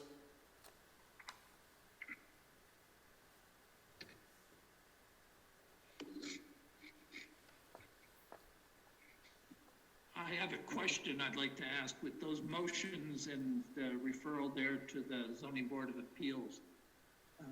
Am I sort of approved to continue on with the foundation construction as well as the structural steel framing for the second story addition in the current footprint?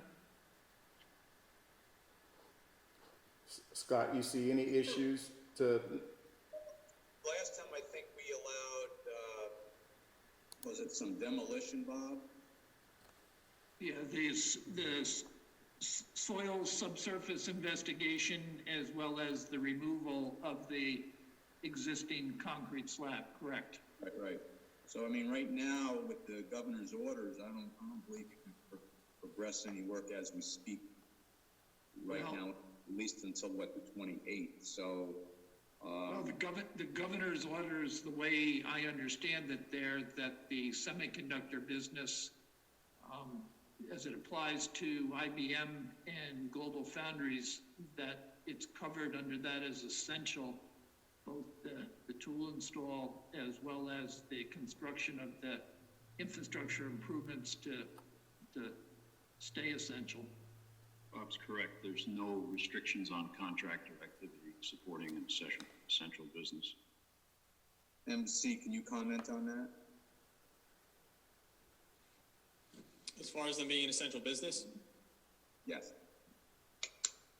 under certain criteria on the Empire State Development Corporation's website, are they saying that this construction meets that? Yes. Saying the operation of the semiconductor business as well as the construction and the tool installs for the semiconductor business in New York State. So then I think you submit a letter to the building department with that, just a sort of, narrative as to why it's essential.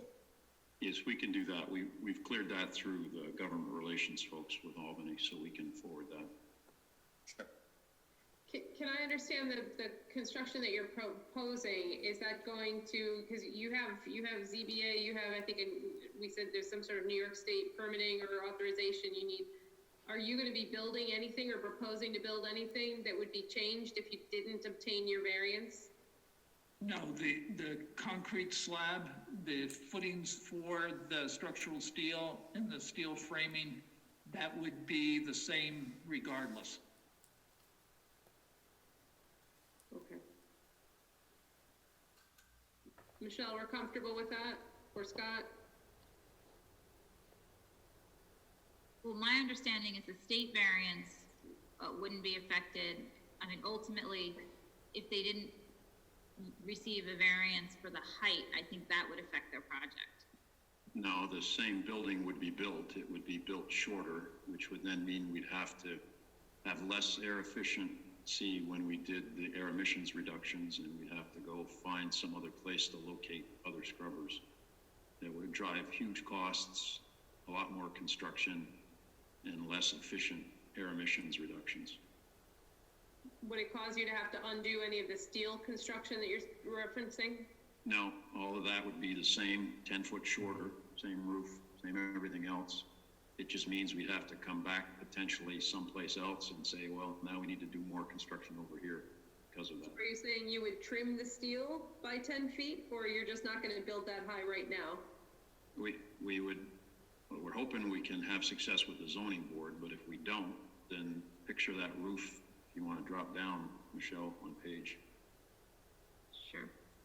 Lori, we would start off with the foundation, and then we would start building up with the structural steel. We could possibly hold before that higher elevation was achieved, just to determine there that we got the ZBA approval for the height variance. I don't want to predetermine the zoning board outcome, but as Mick said, this elevation here is only visible from inside the property. And then, Yeah, I'm not disputing the merits of your ZBA application. That's a different board. You're asking us to go forward with construction before you have the variances that would permit you to complete that building. So I just want to be, I want us to be cognizant of the request if we're saying it's okay. okay, yeah, the foundations would be the same, the columns would be the same, and as Bob said, that where that black line is, it'd be shorter.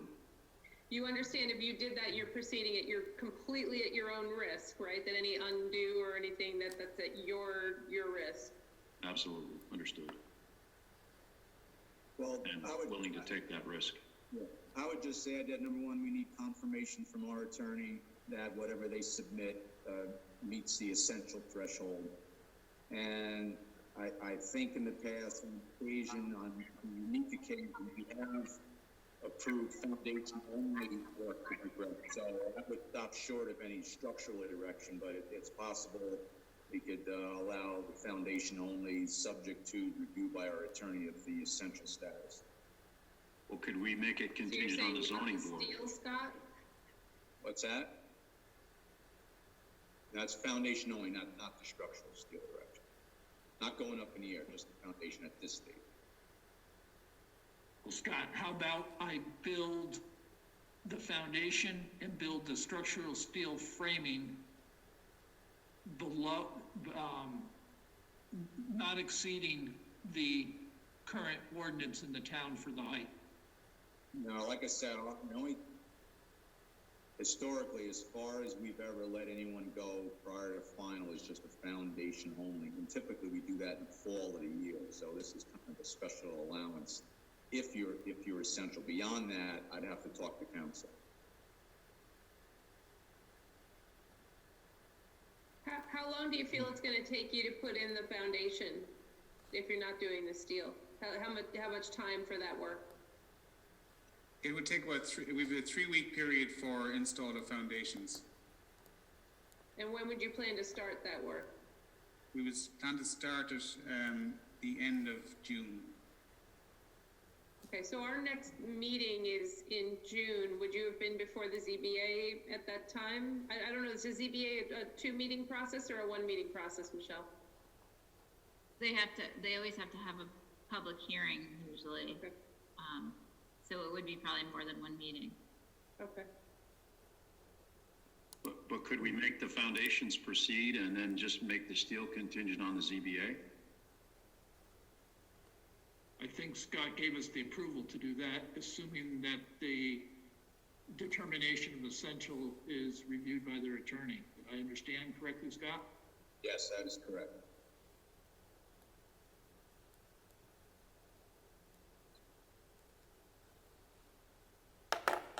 The critical thing for us on the steel is, we need to go into fabrication on the steel to meet our schedule. So, it's not just a matter of the install date, it's the preparing for it. So if we know we can move forward, we can move forward at risk on fabricating the steel. Nobody's saying you can't fabricate, you can fabricate at your own risk. We're talking about just construction on the site. You can fabricate at your own risk, that's up to you.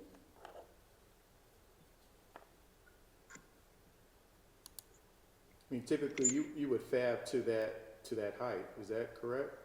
Or are you going That's to?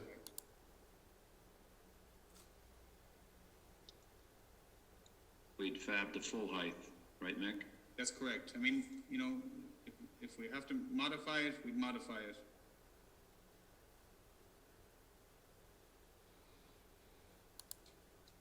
So, Scott, they could do the Is the fab foundation? Sorry. I was gonna Is say- the fab on site? Sorry, Fran. Can you repeat the question?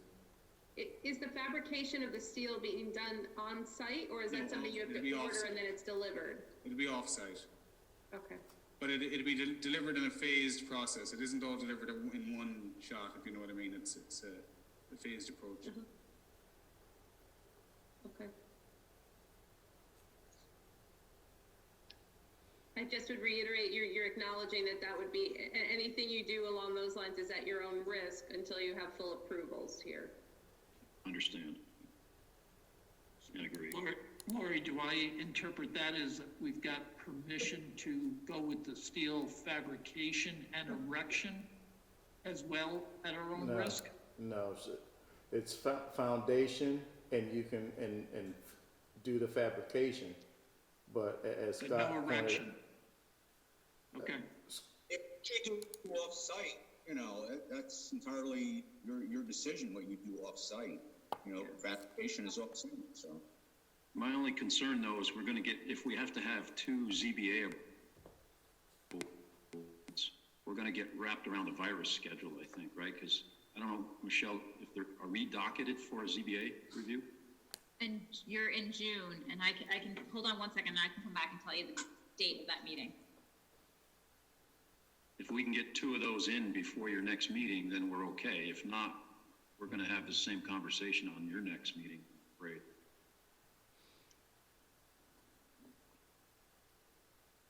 At that point, you would know whether the ZBA has moved you along to allow the public hearing or not, though, correct? If you've been there at least once, Michael, is that right, that we would know? The meeting is actually the night before our meeting, our scheduled meeting, so you would have been at the ZBA on the 23rd, and then you'd be in front of the planning board on the 24th. But that ZBA meeting, Michelle, that wouldn't be the public hearing, right? That would be the initial discussion? Yes, yes, And it would set a public hearing if the ZBA deemed it appropriate. correct. So we would know whether or not you were scheduled for a public hearing, but you wouldn't have your final determination on the variance yet. Understand. And that's June, Michelle, I take it? 23rd, yes. Okay. Yeah, so that would put us out to the end of July then for the next planning board meeting, right, before the public hearing with the ZBA. Yeah, so the next public, so you had the ZBA meeting's the 23rd, the next planning board meeting's the 24th. And then the following, meeting right now is currently scheduled for July 14th, the next planning board meeting. But that date, we have to look at because there might not be enough time between the 24th and the 14th to allow for noticing if there's a public hearing. So we have Well, yeah, and I think he's also concerned about the next ZBA meeting after the June 23rd. If they're gonna have to go back for a public hearing, that's gonna take another meeting, and then they wouldn't be back to us until August. Exactly it.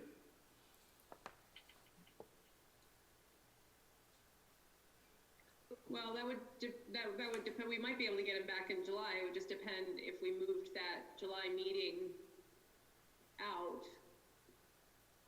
Which if this was gonna be a public hearing. It would still depend on when the zoning board would have their second meeting for their public hearing. Michelle, do we have their schedule? I mean, can we control that? green color. Yeah, we'll be right with that. Hold on one second. Okay. July 28th. Okay. ZBA meeting.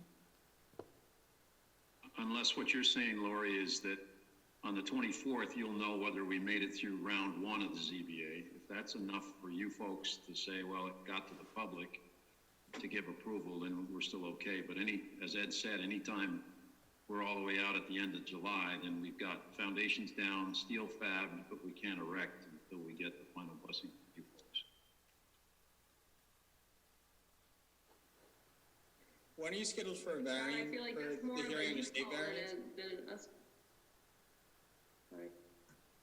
Sorry, I was just asking, when are you scheduled for a hearing for your state variance? We've got the package, the application submitted, but it requires the town engineer, Scott's approval before we can submit it. And we reviewed that with Scott, Michelle, and the supervisor this week, or last week, and they were still in the review process there to approve the signature. Scott, is that the correct status still? Yes. And don't they meet about once a quarter too? The state variances? So would this really affect your schedule that much, given the state variance that you still need? The state variance is not going to control anything that we do with the foundation or the structural steel frame. That's correct. I mean, so basically our equipment, you know, when that goes into fabrication, you know, it takes 4 months to fabricate that equipment. So, you know, the activity associated with the state variance is down the line. Okay.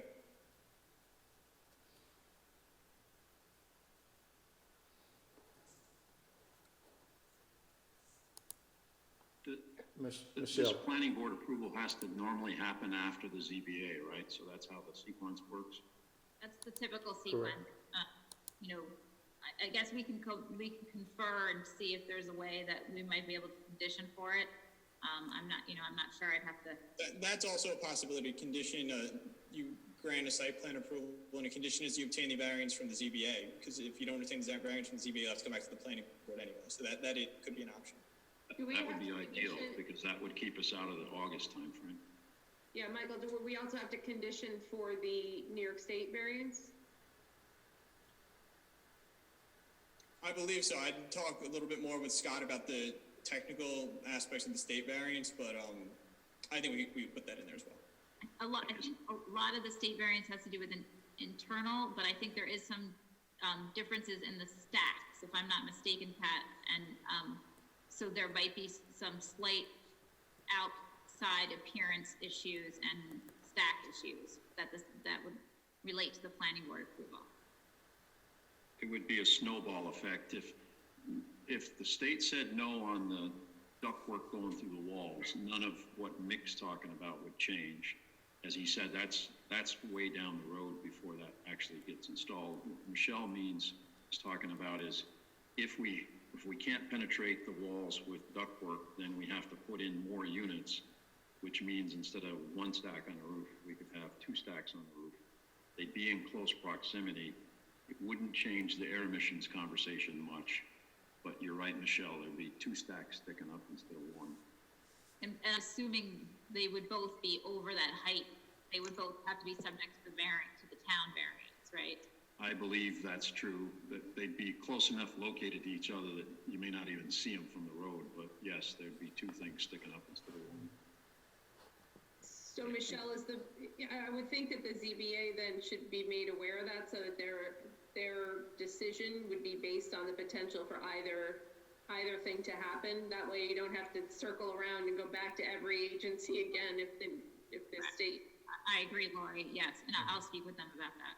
And it doesn't mean that they're gonna be okay with it, but there's gotta be at least half a dozen stacks sticking up at the same height off that building already. So it's, you know, 1 or 2 more stacks in a sea of stacks that are already there, that aren't any higher or any bigger. So, Yeah, you know, it's not like you're gonna know. An opinion about that. I'm just saying if we want to keep you in a more efficient process, if the ZBA can approve either eventuality for you, it means you don't have to go back to them regardless of what happens with the state.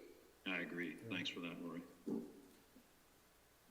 You know, what might work, and you guys will shoot me for saying this, but if we were given permission to fabricate and erect the steel with the condition that Global Foundries has to knock it down by 10 feet, and put that in there if we did not get the ZBA approval.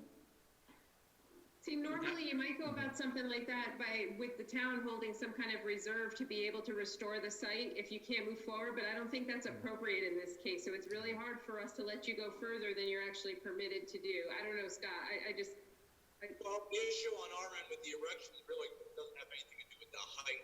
It's the fact that, you know, in the past, we have gone as far as allowing foundations to go in, period. So Right. the height is not factored in at that point. It's just a matter of scope of work. Foundation, that's as far as we've gone, and I think that's as far as we're prepared to go tonight without some more internal discussion on that matter. Well, I mean, that'll get us started as long as we can solve what Ed pointed out earlier, right? If you take your schedule plus two meeting, a zoning board meeting plus 30 days and another zoning board meeting and then another meeting with you folks, you know, that's definitely the end of July, which is going to be too far out. So if we could do what I think it was Lori said earlier, where you make it contingent on the ZBA, and we don't have to stretch the schedule out, and this we can get the fab going as long as when the fab's done, we're ready to erect, then the schedule should still work.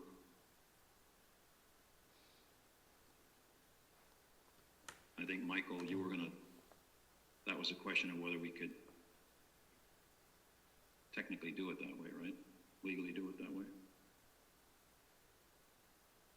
And I think we'll do some research into some of the past practices of the board and see when we've done that. Okay.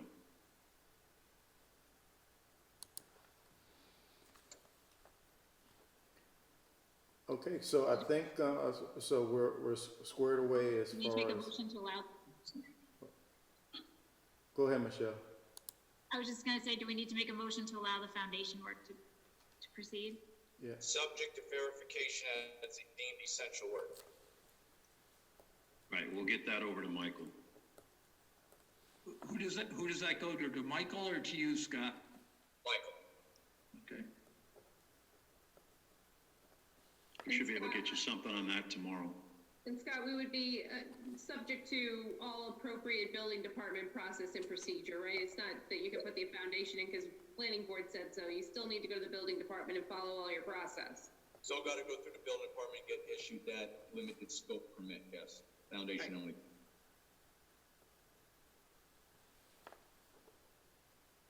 Okay, can I get a motion to, for Global Foundries to proceed with the foundation, understanding it's still a risk on their side, and it's been deemed business essential with our attorney, and lastly, that they follow all our building process guidelines. So moved. Second. Second. Moved and properly second. All in favor? Aye. Aye. Yeah, I'd like to thank the team there for the dialogue and the discussion and the considerations that you made on this. So thank you very much for your help there. Thank you very much. Yes, thank you. Thank you. Okay, next on the agenda is brumation. They can be elevated to panelists. Sure, so anyone from Brumation, can you raise your hand? You either hit *9. Okay.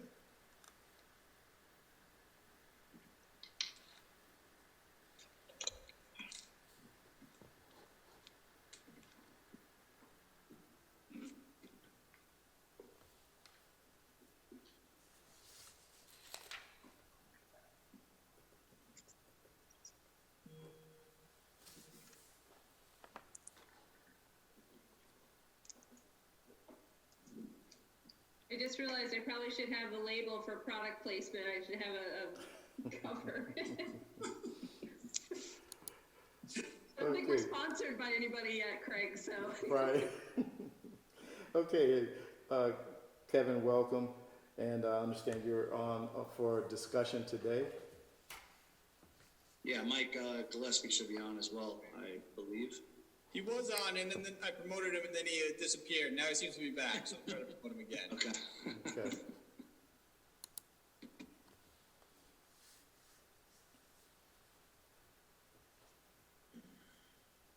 Yeah, you should be a panelist now. You there, Michael? Sure what happened. Michael Gillespie, you there? Hello? Okay, sounds like. Hello? We hear you. Okay. We can hear you, Mike. Okay. Yeah, I watched the last half an hour, and then as soon as I got promoted, I got canned, so. So, yeah, with us tonight is Kevin Weaver, who is the owner, obviously, and the proprietor of the building and the lands and information. We were before the planning board last month, our initial show. And a couple of concerns were brought up relative to refuse enclosure. We had a fairly in-depth talk regarding parking and the additional employee count that Kevin anticipated for the site. We made some modifications. We do show a new place for a refuse enclosure.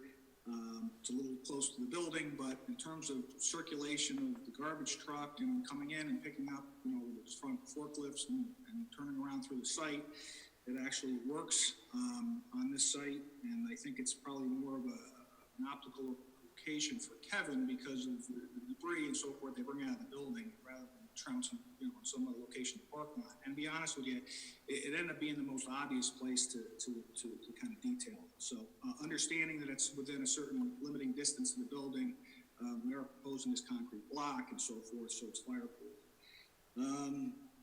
I did today, I believe, send Pete Sotero. There was a concern regarding the stormwater. As mentioned, not only with the stormwater and the sewage disposal system, we had slightly over-designed each one of those in the anticipation that this building was going to be coming back. So that's what we did, provided some additional information on stormwater. Granted, it was today, and we're working directly with the health department. They're a little bit on a tough schedule because of what's going on too. So I don't have something formal from them, but I'm confident that I don't see it as a particular issue for a slight increase of 5 employees. So we're back before you with those modifications and looking certainly to move forward. So.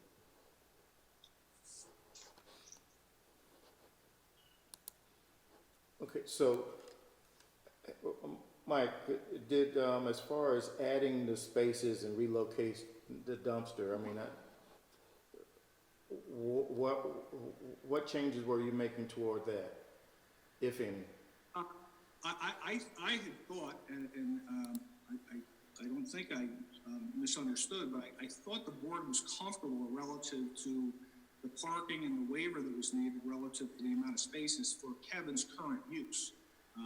He's certainly operating out of the business now, based upon the removal of some enclosures right now that are occupying some parking spaces and so forth. He's pretty confident himself that the parking's going to be adequate. That being said, I do see there's been some discussion relative to adding additional parking and relocating the refuse enclosure and things such as that. But I think my position with the client now is, and Kevin, you can certainly speak to this, is that what he plans on having there is certainly adequate for his use. I think one of the concerns that maybe the town comes up with is that if this building is sold or ends up with another user, at that point, if there is a parking problem, because we are asking for a waiver, I would say about generally half the spots, that it becomes an issue down the line. The reality is that changes of uses do require coming before the planning board. The problem is once that change of use, once the building's sold, it kind of gets, and there's a parking problem, it kind of gets thrown into the town's lap and forced to come. So I understand the reasoning behind it, but again, to expand the parking into, the only viable area would be to the right-hand side of where the refuse enclosure is.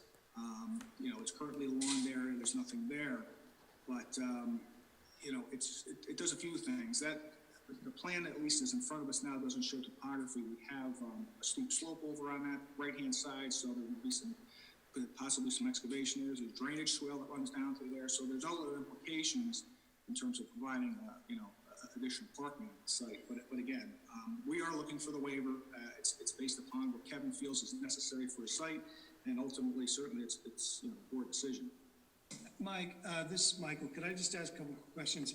Is it a waiver or are they land banked? We are actually asking for a formal waiver.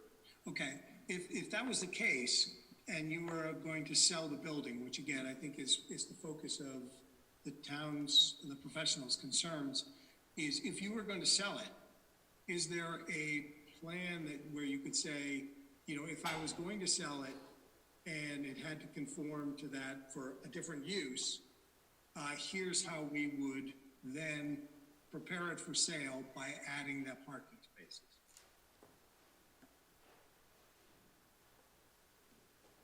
I would think that whoever was moving into this building would be observant about how much parking he may or may not need, and maybe the site wouldn't work for him because the parking's not what they want. That's a Kevin, you're gonna have to chime in on that, because that would be a requirement that would, I think, be a little intrusive. Yeah, absolutely. I mean, the way we kind of left the last meeting last month was that the parking, was going to be adequate. So, which was a pretty big deal for us, because if we have to go in and rearrange the parking area, push everything back, literally have to move a mountain back there, it really complicates the project for us and what we're looking to do. We need some warehouse space, and that's what we anticipated needing when we first went in front of the board for the initial building construction. So we did have, that second part put into the area. We had land, some bank parking spaces that we actually paved in line ahead of time.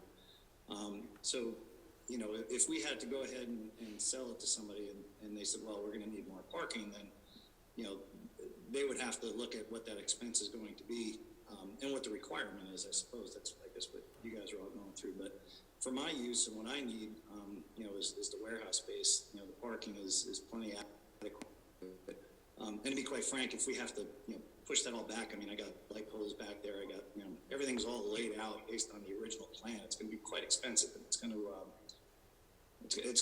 be kind of a deal breaker for me. But I'm sorry, I didn't phrase that correctly, because what I was saying was, I think, Kevin, you answered the last one, is that theoretically, if you did get ready to sell it, and somebody needed the parking, you could do it, right? That there's ample space there and everything.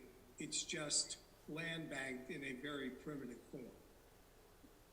Yeah, there's place back there that you could do it, absolutely. Okay. Well, I don't want to say it's land banked if it's not, but Michael, I think I agree with you.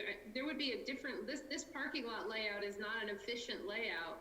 You could stretch it out, you could turn the parking 90 degrees and probably put twice the spaces there at an angle. So I think all we're just want to assure ourselves is that we're not building a building that has a single purpose, a single use. This building could be used for something else if it ever needed to be, and you would have adequate additional parking that would be able to park, maybe not the entire building per code, but close to it. Right now, you're well under what code would require, and it's appropriate for your business. We understand that, but we're just trying to make sure that there's a layout here that would get you much closer to what would be needed if it was a different use of the building. Does that make sense? Okay. And then the second point thank you for that, Laurie. The second point that again, as I understand it, there was the team at Town Hall kind of did a sketch and said, right now it's short, 21 spaces, refuse containers there. If we were to add another 5 and spread this out, and that kind of became the unofficial Plan B. Kevin or Mike, can you guys talk to that? How do you guys feel about the unofficial Plan B? Mike, I guess I have to let you kind of talk to that. My perspective is, for my immediate use, the expense of having to do that to get to this phase is problematic. But if we're looking for the future, and if there's a Plan B that would satisfy a potential buyer, that's important for me too, to be able to have value in the building and have somebody who can go in there for a different use. I mean, right now, the way the parking lot's laid out is perfect for us and very efficient because of the truck traffic that we have in there, for our use. But if somebody was gonna go in there, say, and put office buildings, they don't need to swing 18-wheelers through there. You could add, I think that's what Lori was saying, we could add parking spaces. There's a bunch of area, that center there that could be utilized, so maybe Mike can expand a little bit on that. Yeah, I mean, I just actually recently got a copy of the sketch layout, and, based upon, again, Kevin's use, in terms of efficient, I guess it's all efficient based upon, who the occupant is. So, it's highly efficient for Kevin. Maybe it's a little different, but nobody can predict the different use in there. There's multiple uses that could go actually win that spot. And, the parking schedule for East Fishkill runs about 3 pages long. So, I understand you're looking for additional spots, but, there are some issues relative to the sketch, and I get it, it's just a sketch, but again, there's no topo on the plan that I was provided. There is some drainage area, there's some grading to consider, and, listen, at the end of the day, I know there's been an issue regarding the stormwater, just kind of proving that we incorporate that as part of it. I mean, we're not decreasing stormwater if in fact, we're showing additional parking and gravel surface or whatever. Maybe it's just providing a sketch, and a realistic sketch, and providing it as part of a file, so that down the road, if there's a change of use, that there's something to refer to. I don't know how you effectuate that. So Mike, let me take another stab at what I think we're asking you. The current use of the building has a required number of parking spaces that is well in excess of what this business requires. We're comfortable that your current layout is the layout you need. We're comfortable with that. What we're saying is your current use would typically require many more. Do you have, and I agree, sketch is fine. Do you have some type of sketch that says, if you can't get all the way there, can you at least get 90% of the way there or 75% of the way there? Like, where are you in terms of feasible parking at this site compared to the size of the building you're building with its current use? Is that fair? We're not asking you to comply with 3 pages of code and all the different uses it could have in the future. I'm looking at today's use. You don't have the parking spaces in there on the plan right now to match today's use.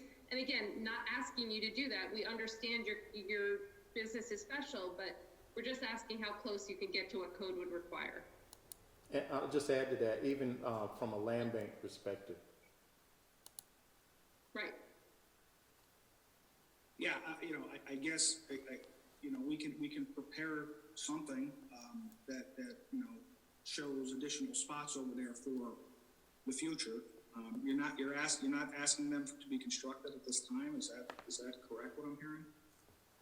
I'm comfortable with, at least me personally, I'm comfortable with the layout you're showing for this business and their requirements. I just want to make sure we don't end up with a huge building that can't go anywhere at some point because nobody has, we can't park it. We can't bring in a business that can consume that space. And we hope that it's way, way in the future. Agreed. It's in 2026. We'll never have to worry about it. Let's get that right out on the table. Just a couple 2 cents, if I understand. I mean, if as long as the sketch is fine or something like that, I just want to be, a little bit careful on what we're spending money on too. I mean, if I have to have Mike go ahead and, spend a bunch of his guys' hours, designing for something that's going to be well in the future, it's going to be an expense to me as well, which in these days I'm trying to keep an eye on here. And, I'm not sure how far you need us to go or how far you need Mike to go with something when we have everything pretty much pinned the way it was originally planned when we put the original building. For me, it's really just showing that expanded space with the current use of the building, that you can get close with parking if you chose to. Right. And it does, sketch is fine. I know you're not going to do drainage, you're not going to do it. Sketch is fine, but that way when we say, hey, we're comfortable that the parking, we're giving you the agreement that you're going to have less parking than the code would typically require, we're comfortable that we know you could get there if you had a change of use of your business. Or to put it another way, that you could do it on your existing lot without buying the 3 parcels next to you, or something like that, right? That it's containable in the space as it is today. And again, I thank you, Lori. I think you're doing a better job of articulating this. Well, Yeah, I mean, we can certainly sketch it up so there's a record of it. My understanding, again, at the last meeting, and I'm gonna keep belaboring this, but this was kind of a done and over issue. My understanding is that there's an issue regarding the location of the refuse closure. So that actually being pushed back now kind of says, hey, now that we're pushing that back, can we have parking? Are we okay with the refuse enclosure at this point? Well, can I ask a question? I mean, I thought I heard you say that building the fireproof wall around it was preferable because you really like that position and that works for the business and the stuff that's going in it. Correct? Absolutely, yeah. Okay. Where it's positioned is definitely where we want to have it, in Mike's drawing that you're looking at now. Okay. I mean, if it meets code and it's accessible by the refuse pickup, I don't love it sitting right next to a building because you have a potential risk there even with a fireproof enclosure. Yeah, the biggest thing is, the access for the truck to come in, and it's where it is now off the building. And they pull right in. It's a perfect setup for, they come in and out of there in 2 minutes. If I put it anywhere else in the parking lot, then I have employees that are going to be trudging across the parking lot with 18-wheelers coming in and whatnot. It just becomes a safety issue. So having it close to the building, everyone can pop right out the door, dump their garbage and be done. And it's really a convenient spot. It works perfectly for us. So as long as we can meet the code, because obviously I don't want to have an issue, but that's what Mike's gone through. It would be the block, fireproof and according to code. So the location of it's perfect for our use. And Michael, I'm sorry, I have some fire advisory board comments that we just received, and I will send them to you, Mike, and to Kevin. The FAC is the following recommendation. It pertains to the refuse containers. That since the enclosed trash storage enclosure is now closer to the building, that the side facing the building be raised to better block any fire exposure to the building. And that two, that parking spot number 17 be eliminated to provide a better access and turning radius in the event of a fire while a delivery is being made. And that 3, a dry type sprinkler system be installed within the building. And 4, that they would request that upon completion of the fire department be walk through the facility. And then I just have a couple questions. The only loading door is the one that's existing. You're not adding any other places to load, right? Or any other, where are the doors going to be the new addition other than on the side with the parking? Is it just windows on the other 2 sides of the building? Yes, as part of the application we made, I think on both occasions, we submitted the architectural elevations. So there's no additional overhead door proposal than what exists, and then there's going to be a door next to the refuse enclosure, and I believe there's windows on both of the other side. Or actually, there's a door, I think, emergency door on the right-hand side. You see there's a little concrete pad there? Yep. There will be an access point there, but that's for emergency.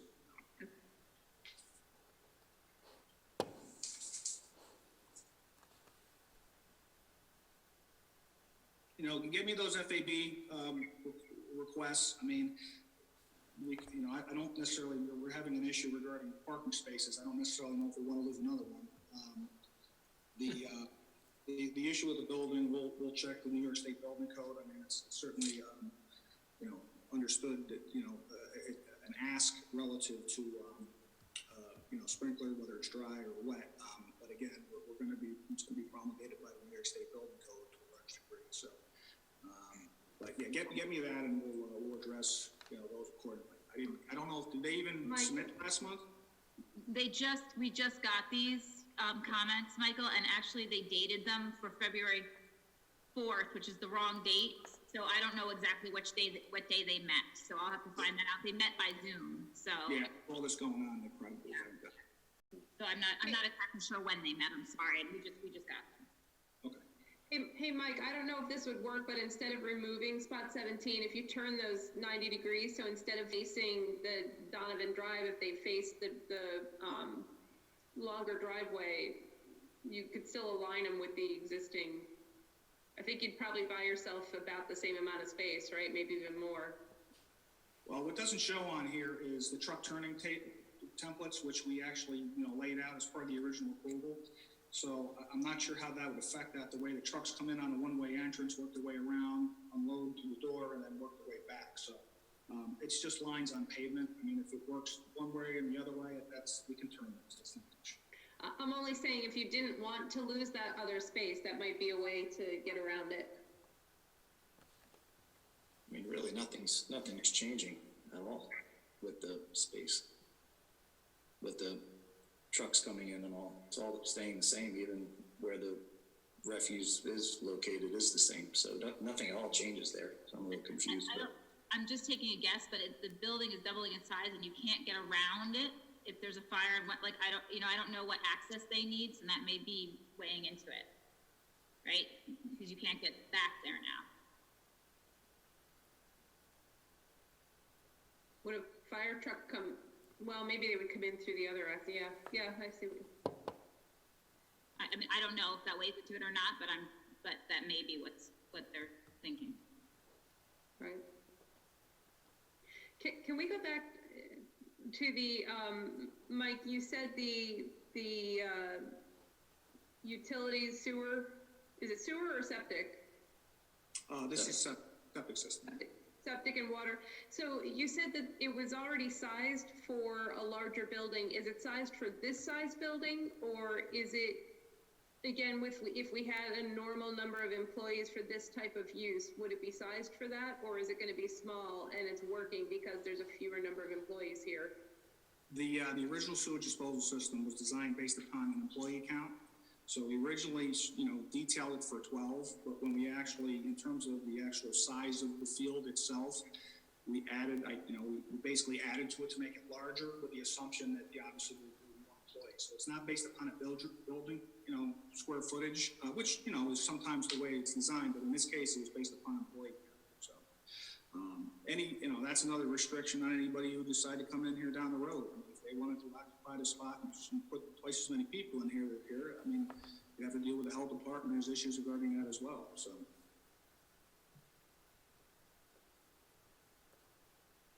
So there's no further room for expansion on the site or ready expansion on the site if it was needed. We're pretty much, you're capped at where you're going to be with the employees as with the addition?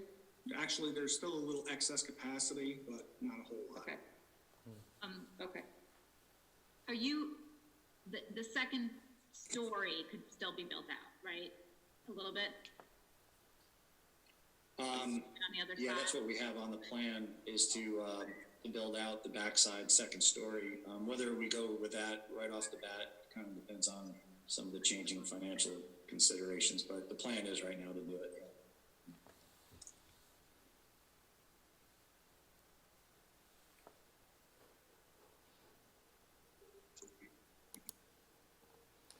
Pete, any additional comments you want to make on the SWIFT? No, as Mike said, he sent something over this afternoon. It appears that the original SWIP likely covered the building addition, but I didn't get a chance today to take a look at it, so I will do that the next few days. And that was pretty much our only issue, Craig. Okay. Okay, thank you, Pete. Michelle, any additional comments from you and Scott?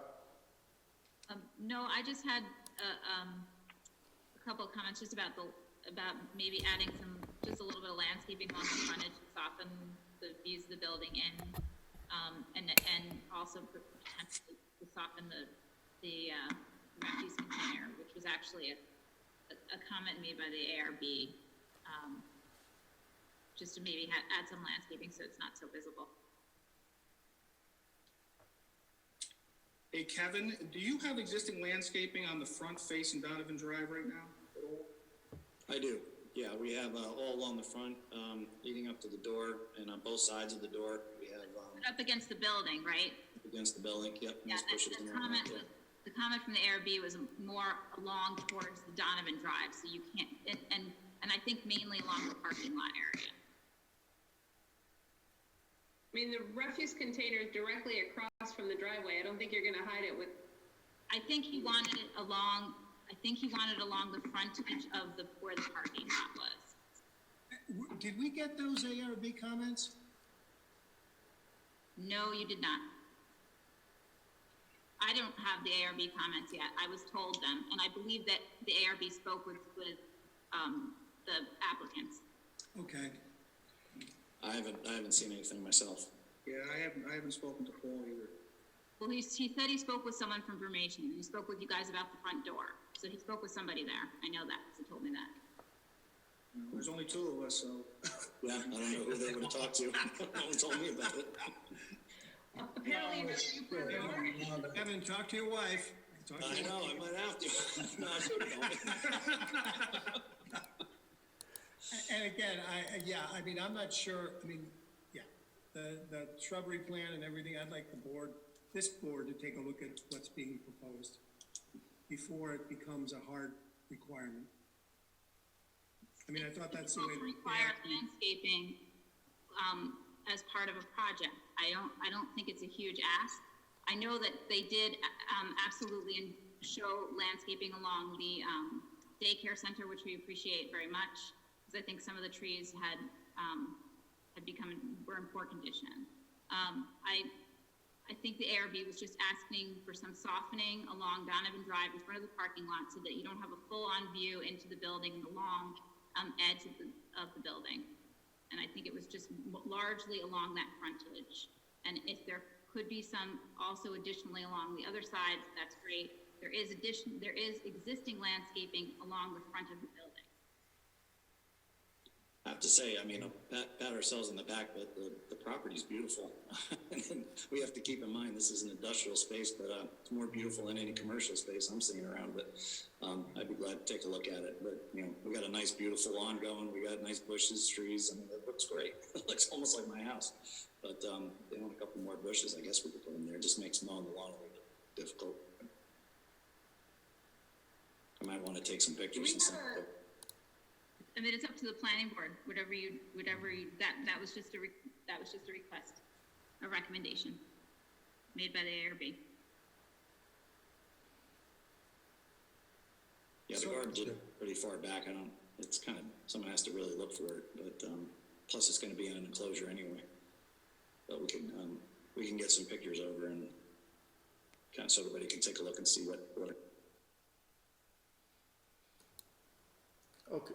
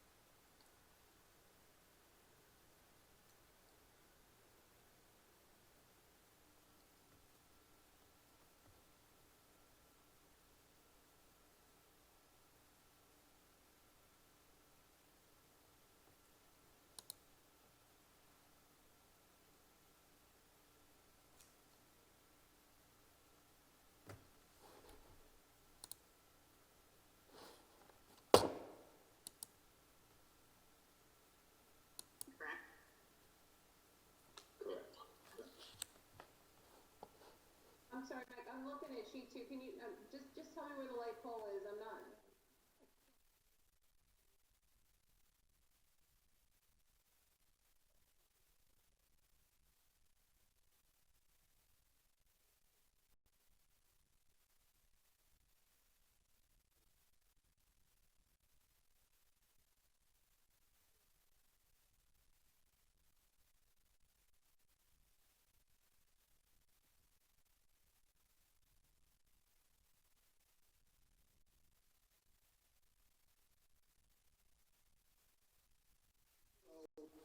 Craig, where do we go at this point? Are you looking for a sketch prior to moving forward on this? I think you indicated last time that you felt this was a minor modification. You know, I don't think there was a need to circulate for the lead agency. Obviously, The hearing would typically not happen, so Is it something you'd like us just to make these other revisions and get into one more run? Is that what the board feels more comfortable with? I would say yes, but what I'd like to do now, though, is can we really recap what we just said, just so that we don't get on different pages again? Can we say what we're really looking for? A quick recap? Yeah, sorry, we lost internet here. So, Michael, I wanted to look at the landscaping, which Kevin agreed to. We need to get the ARB comments in full to Michael, along with Fire Advisory Board. Is there anything else that we need to pass back to Michael and Kevin? Well, we were gonna finish the SWIP, right? I mean, Pete, you haven't signed off on that, but hopefully in the next couple of days, if you could look at that, possible, and then some, again, the FAB, the one pager that kind of says within the lot, here's what's capable, here's what's possible for expanding the parking, again, at a very high level. Heard that. And then I think the other ones, Craig, I think you got those. And we mentioned the option of land banking as a part of that sketch, so. Right. Okay, is there any other items we want to bring forward to Brumation? So Michelle, I'm sorry, we're saying this is a minor modification? I think I that, thought somebody said that. I didn't remember that we said that when we're increasing the building by. doubling size of the building, it can be a type 2 action under seeker, but the issue with the doubling the size of the building, Lori, is that the addition was always shown on the original plan. So when the public saw this original plan, they saw that there was ultimately going to be an addition on the building, and that was how. And as I recall, that was under a different chair. It was under a different chair at the time, wasn't it? Thank you, Michael.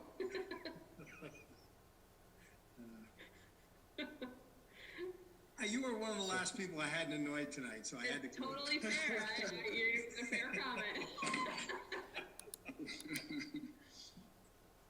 Okay. All right. I just forgot. That's fine. Michelle, I think if we documented it as a minor mod, though, we have to be careful to say why we're doing that, because other people might look and say, hey, I can double the size of my building and call it a minor modification. That's not really the case.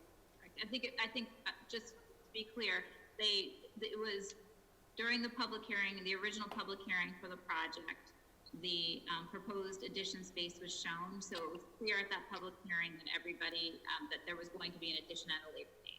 And that's why we felt comfortable making it a minor. That's fair. Okay.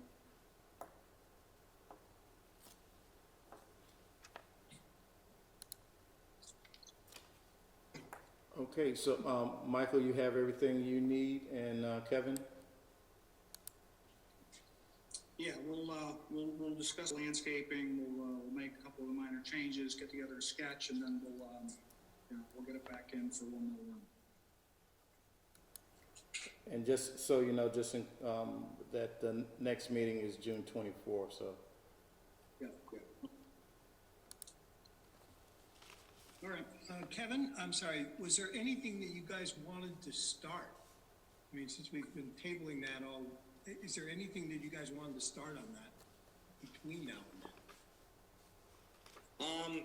Yeah, if you had asked me this 2 months ago, I'd be probably having a different approach, but I could wait till the June meeting. I'm good. Thank you, though. Thank you, Kevin. Thank you, Mike. Thank you. Okay. Thanks, folks. Take care.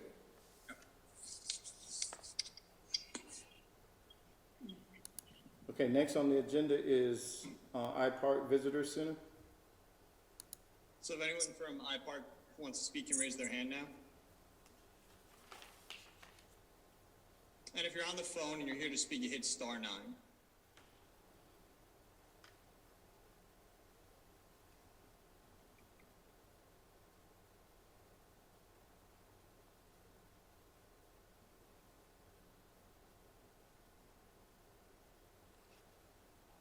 I'm promoting somebody named Mike Buckby, so he'll be on.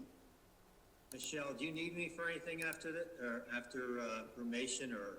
I think we're good. Thank you very much, Pete. Yeah, I didn't really have too much to say, but, no, I can stay if there's other things, but if you're good, I think we're in good shape. I think the rest of them, do not need engineering expertise. Thank you. okay. All right, thank you. Have a good night, guys. Have a good night. Thank you, Pete. Good night. Take care, Pete.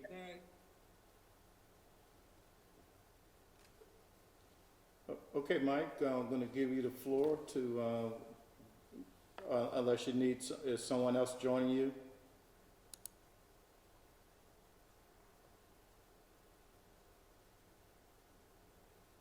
Mike's on mute. Yep, he's still on mute. I muted him. There you go. Okay. I'm waiting on Kim. She's got a meeting with Poughkeepsie tonight. But I could speak. Can you hear me at this point? Yes, we can. Okay. Good. So essentially what we want to do is to push the ball forward and at our own risk, start the foundation and the backfill over there to get the elevation correct on that building.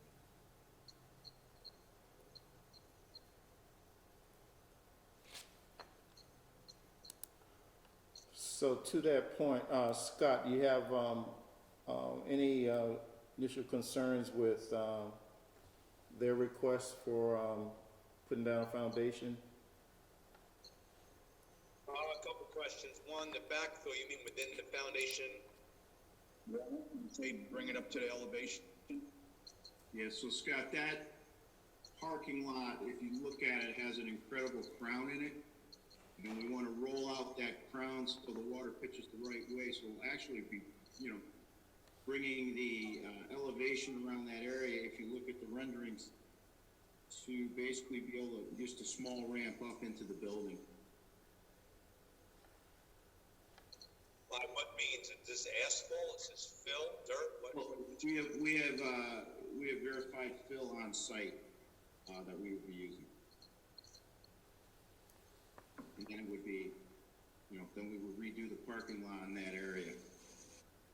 You say you have fill on site. Where was that generated? Mount Pepe. Mount Pepe was from the fab, when they dug the fab up. And that soil's all been tested and it's all clean. Okay.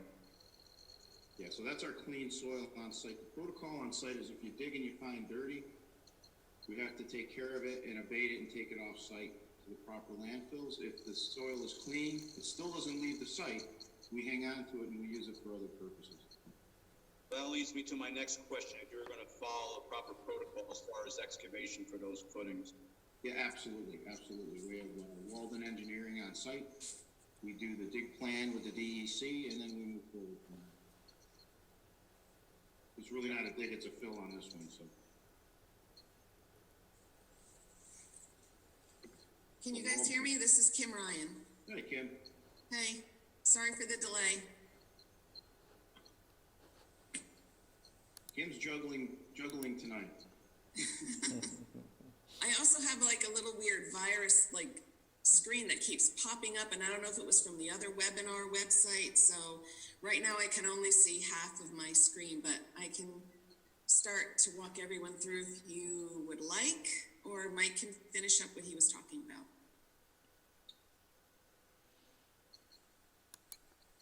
Yeah, well, we started, Kim, just,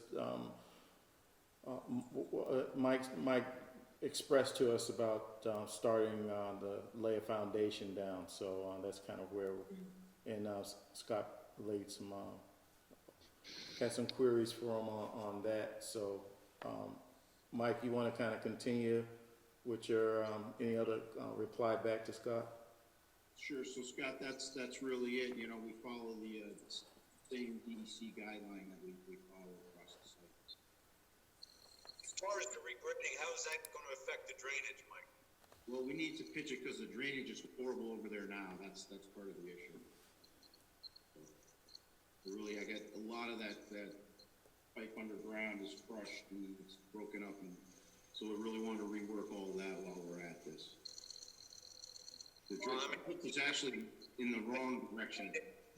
I think, it's, you know, starting a foundation is one item, but, you know, getting into regrading and having to redo drainage, I mean, we haven't evaluated any of that. So, I mean, I don't know how we're gonna get approval for that, but I mean, as far as the foundation subject to building department approval, I mean, that's something to consider if the planning board wants to.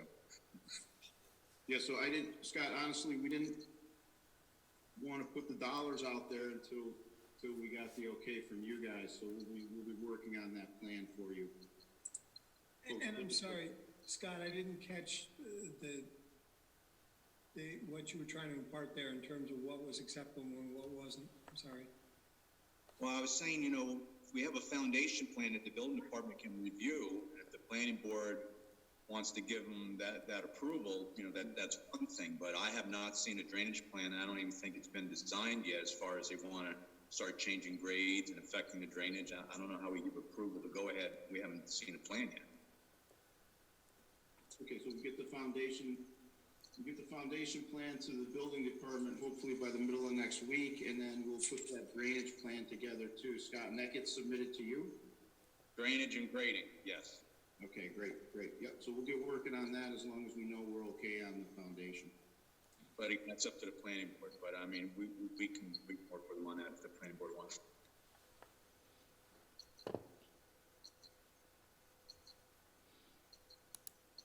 Okay. So we could, I mean, theoretically, I mean, we could say, Scott, you know, I'd be okay saying what we see tonight if we're okay with it, but pending, you know, if you have some points that you're saying I want to be satisfied on, as long as, you know, again, I don't really want to put these guys out another month and a half. Well, they got to get a building permit. I mean, you know, even with the planning board consent, they still got to get a building permit. Still, the plans have to be reviewed, approved. It's up to the planning board what they want to do moving forward.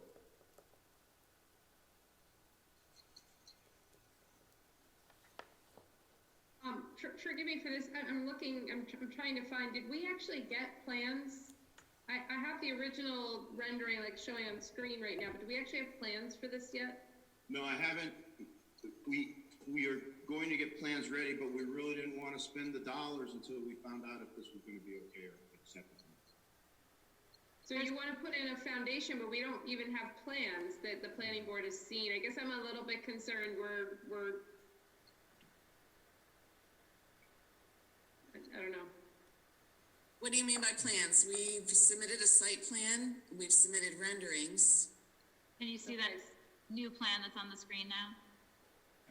So Michelle, when did that come to us? I guess, is it, I just can't find it. Before the April meeting, we had it. Probably like, I don't think it was very much before the April meeting that we got it, but Pam probably sent it around towards the end of April. Like, I don't know, maybe mid to late April. The meeting was on the 21st, so it was probably like the 18th or 19th or something like that. Okay, let me search on her.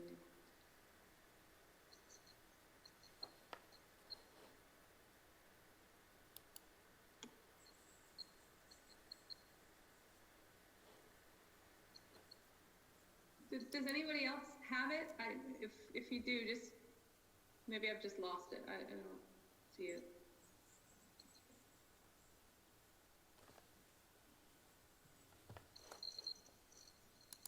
We'll have it resent back out. Okay, yeah. I mean, I can resend it all. That's no problem.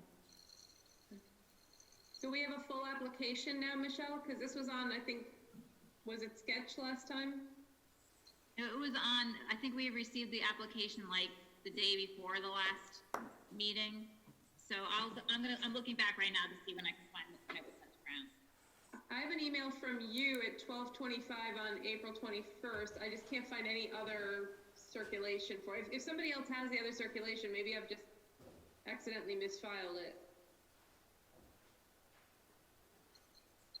April 16th, it looks like when it came into here.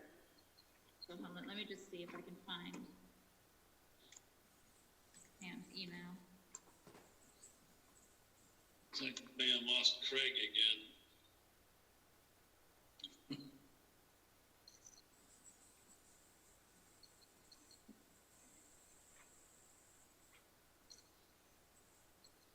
Oh, did we lose Scott too? No, I'm here. Okay. Scott, I I mean, know have at you? the last meeting, we looked at these, pictures and things and thought it looked great. And, now I can't see moving forward without more detailed plans here. It's just me. Yeah, Scott, have you seen these plans? Like, do you have sufficient detail of these plans to be able to issue a building permit for foundation? Not that I've seen, no. Not saying No, you're not. we haven't done the foundation, the actual nuts and bolts of the foundation plan. Kim has them just about ready now. But again, we wanted to know if it was gonna be okay, if the building looks good and you guys were all right with that, for us to produce the Yeah, for concept plan, yeah. Yeah, I thought that we were in favor of that at the last meeting as far as the concept goes. I agree with that. I think we received it very favorably. And I don't think anybody's saying we're not viewing the application favorably, but this applicant is asking us to move forward with actually building something before we've had the normal set of information that I think the planning board is used to seeing. Yeah, well, they said they didn't want to move forward because they didn't know if we were going to, go with it or not. So I don't know. I thought last meeting we said, yeah, that looks good. So now I'd like to see some plans. Yeah, agreed. Agreed. When you say plans, are you saying develop site plans or building plans? So and again, if this is me losing it, but I'm not hearing any other planning board members saying, yeah, I saw this. I haven't seen an actual application from you or your typical set of plans with landscape and with lighting and with other, I don't have anything that shows exactly what you're doing other than this. I see this one drawing, that's good. I don't happen to have it myself, but I don't feel like I have the full application. And again, I apologize if you put this into the planning office and I've lost it. I'm just not finding it myself. Yeah, we did. We gave it to you right before the last meeting. I understand if you gave it to the planning office. I'm not finding that it came to me, and I'm not hearing other planning board members saying they have it. So I want to make sure we have it. Just so there's no misunderstanding, now typically a site plan, for instance, would show the drainage, the site plan. Now, I heard earlier that hasn't been designed yet, so I think maybe we're getting confused between a concept plan and an actual formal site plan. But Scott, I'm looking for the site plan, right? If the applicant wants to move forward with development, I feel like we should have actually reviewed the site plan at least. Agreed, I agree with that, and I'm saying what was submitted, I think, is more of a concept plan than an actual site plan, formal site plan, engineered site plan. Because tonight's the first time hearing about regrading and modifying drain. We haven't seen any plans, and Mike said that they haven't been created yet. So I think we're all at a concept stage right now. So with that said, maybe forward with the foundation. I think maybe we are getting ahead of ourselves. Yeah, and both of you are correct. So when you find drainage doesn't work, I mean, we're getting ahead of ourselves here. So I was under the impression that we gave you the parking plan, we gave you the concept plans. I was under the impression that the building department and engineering reviewed drainage and reviewed foundation plan. So all we're asking is that we're not going to build without the engineering being reviewed and okayed and getting a permit. We're just asking for the planning and zoning board to say, yes, the building's okay. We like the concept and you can go ahead with your other plans. I wasn't under the impression that you guys reviewed foundation plans and building plans. No, the foundation would be reviewed and approved by the building department, but the site drainage is reviewed at the planning board stage. Building department has not reviewed drainage, site drainage. Michelle, did this come out to us and I'm missing it, or do we have to get it out? Email because I'm sharing my screen right now, so I can't tell. Let me stop sharing and I'll check for you. Okay. Stop sharing. Let's go.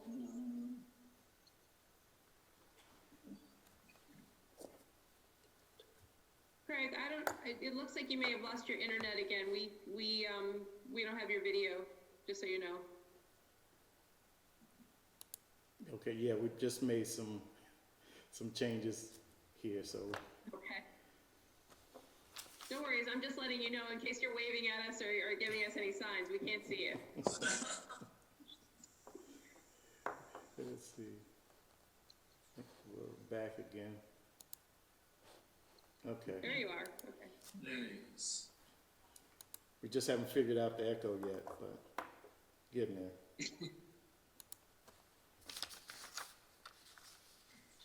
All right, so what do we need to do here? As we're going on 10 o'clock.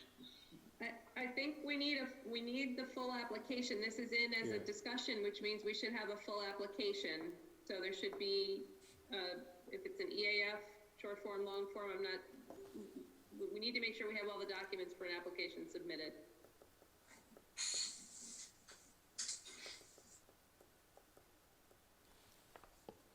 Yes. So as soon as Michelle can confirm, then we'll have to, this will have to come back for June 24th. Mike and Kimberly, I think while you're hearing the planning board, at least me personally, having a hesitancy to move forward without the full application, I don't want you to think that we're saying we aren't appreciative or in favor of the plan that you're presenting. We liked the plan, like we said at the last meeting, but we need the full application now to be able to move you forward. That's what we're missing.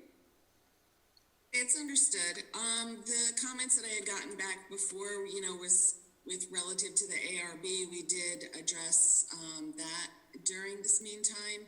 I will confer with Mike and his team over there at iPark to the status of the civil engineering progress of how that's coming along. Sounds to me like that's really what you're looking for, is a civil engineering package. Well, the application package, right? There's documents you need to submit in addition to plans, absolutely the plans, but also the application itself. There was a planning board application was received on April 16th into this office. And a short form EAF. Did it go out, Michelle? I can't find that Pam sent it to anybody by email, but I'm still checking, so let me just go through. Okay. But I know I'm looking at dates that are date stamped. That's why I know that date was 4/16 because it's a hard copy here at 4/16 and 4/16. Okay, all right. And it had plans and the app, Michelle? Plans and a short form EAF and an application. Okay.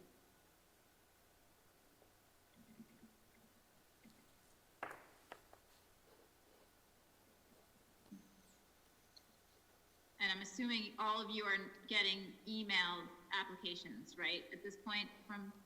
We had been, yeah. Okay. I'm just not finding that one. I'm checking the. Yes.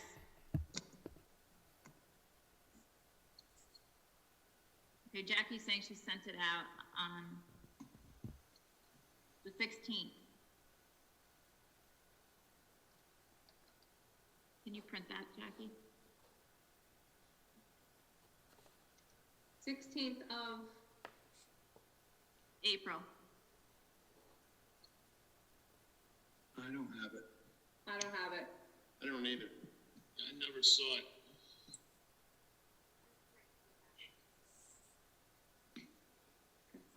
Michelle, can we share it now and just look at it quickly? Yeah, and I'll have Jackie forward it to you because she's got access to Pam's old emails. Okay, so I'll have her forward it to you. Okay. And I was actually going to say, if you have the actual plan that was submitted, if we can share that here on the meeting. Oh yeah, sure. I'll pull the plan up. Maybe we can just move this forward. I apologize for taking this time, but it's just. Oh, the plan that I showed was the one that was submitted on the 16th. Oh, so it's still a concept drawing. It's not the. Okay. Yeah. That's the one that was submitted on. Did we return professional comments asking for the more formal drawings and information? No.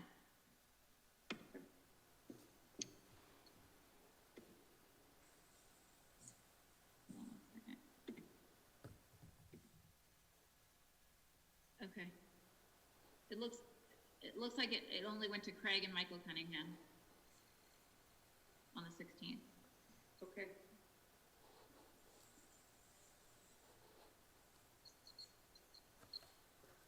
But this isn't giving us the typical detail we would be looking for anyway to be able to grant ability to start a foundation.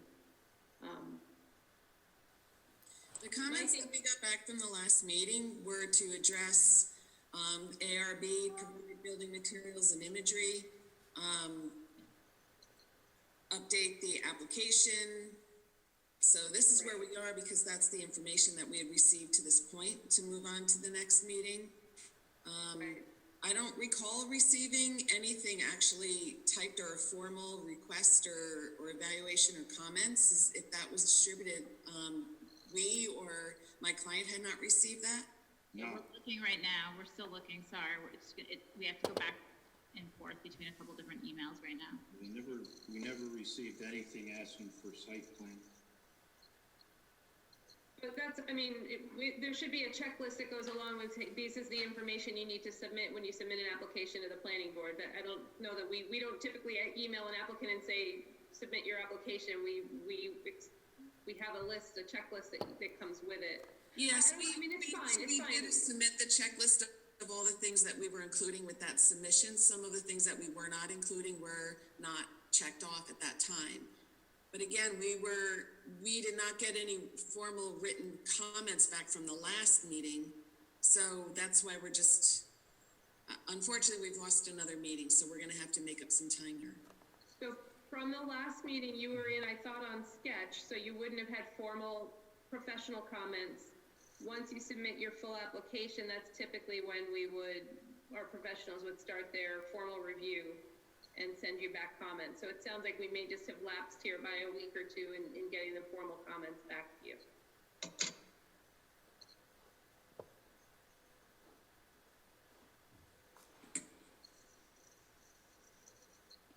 Mike, are you still on?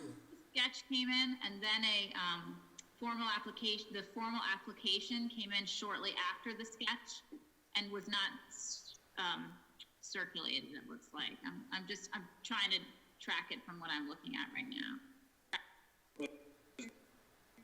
And I think it may have been because they were still. But what was part of that formal submission? Does it say what the attachments were? The attachments are just what I showed you. The screen, on the screen. Or was it just a concept plan repackaged as a formal submission? Yeah. Well, that's probably why it didn't get redistributed, because there was no new information provided.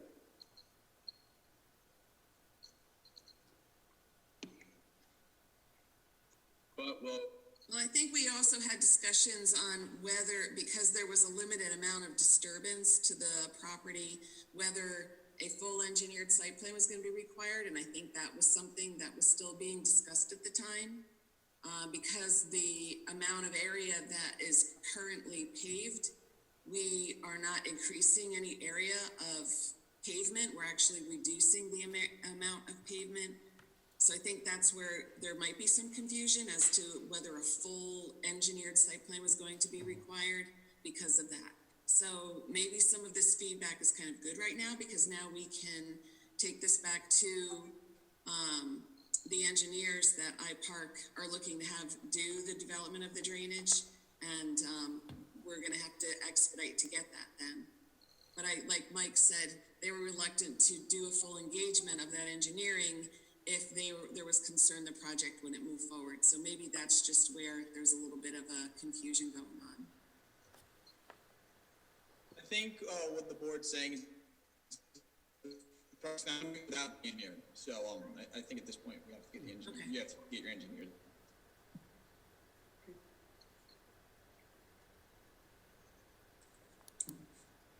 So Michelle, from the checklist, there's still items missing or not? Or can you tell? Yeah, I can pull up what was checked on the checklist. Sure.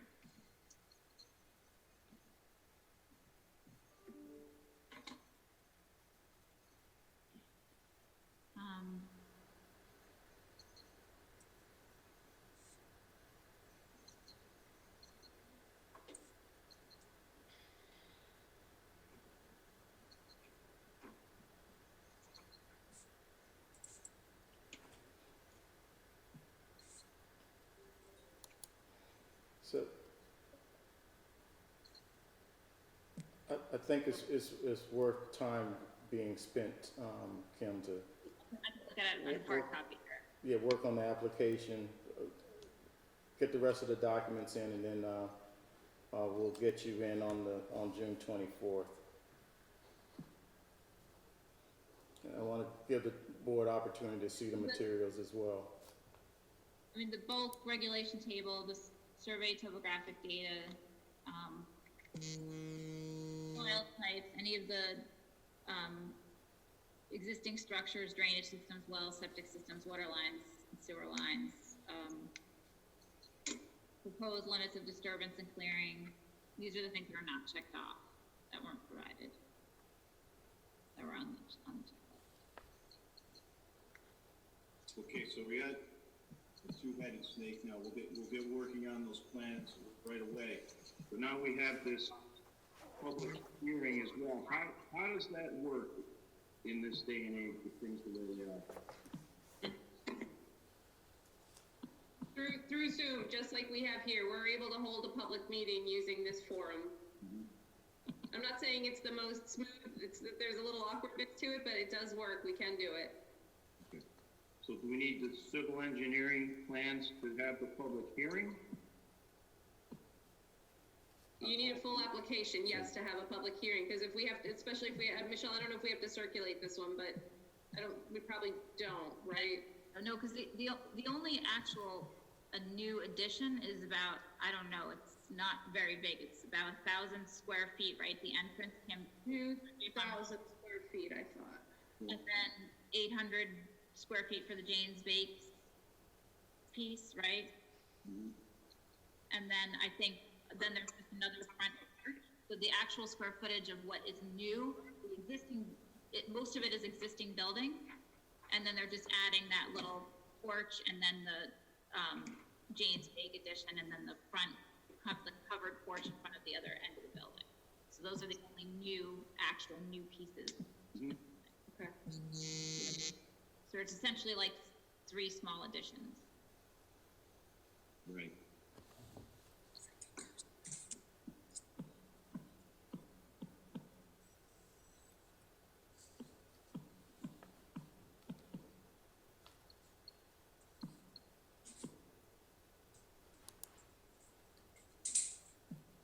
Well, I can tell you, board, that I'm not comfortable with the information that we have right now to move forward. There's nothing for us to do right now, Yeah. Craig, until they get some more plans. Exactly.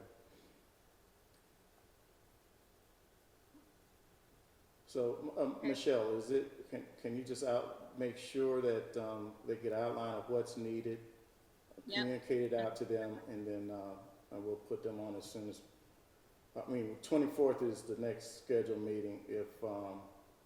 If you see an opportunity where we can bring them in before that, then do let me know. Okay. Well, it's gonna take some time for these plans to get, these plans to come, be submitted. And reviewed, once we have them.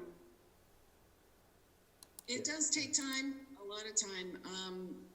I just think that the conversations that we've had about this project and whether full engineered plans were going to be required, that conversation happened early on, and for some reason, it was not clearly indicated that we would need fully civil engineered drawings.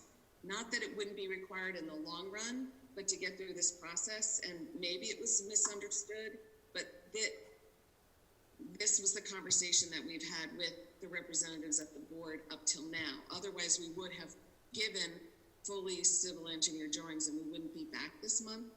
So, and maybe it just hasn't been clear, but we have had discussions with planning, the level of the drawing that we gave, and was that sufficient for this next step? And the feedback we got was yes, even with the check boxes that we had. Sorry that my mother's dog is barking right now. So we will do what we have to do to get it done. And I apologize that it sounds like we were not prepared for this meeting, but we will be prepared for the next one. So I guess there's been a little bit of confusion, and we'll get done what has to get done. So I would just say that for the discussion stage, and our bad for not having all the materials distributed, but for the discussion stage, the information you've provided was sufficient for us to have the first discussion, but you've come to us saying we want to start building. And so that's what we're saying. We don't have information that would let us get anywhere close to that or schedule you for public hearing or anything like that. So that's really, I think, and I'm sorry for any miscommunication that we've had here. Hopefully we can fix that well before the next meeting and get ourselves back on track. No, I understand that. It's difficult times right now, so we're just gonna try and get through this, try and expedite as best we can, and give you all the information you're looking for. Thank you, Kim. And thank you, Mike Buckley. Okay, have a good night, everybody. You too, take care. Thank you. Okay, next on the agenda is Dufrat. If you can raise your hand, I will see if we can elevate you to, and I don't see, I think we lost Michael Cunningham. He's our host, right? Did he assign host privileges to somebody else? Yeah, it came to me while Kim was speaking. Looks like Bill Povall is raising his hand, so I think he's the guy who needs to come in.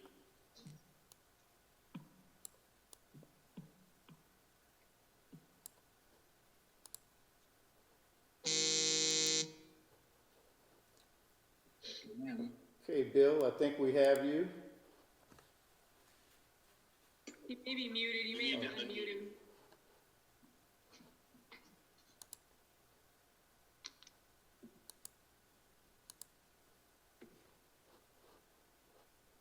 Is it working?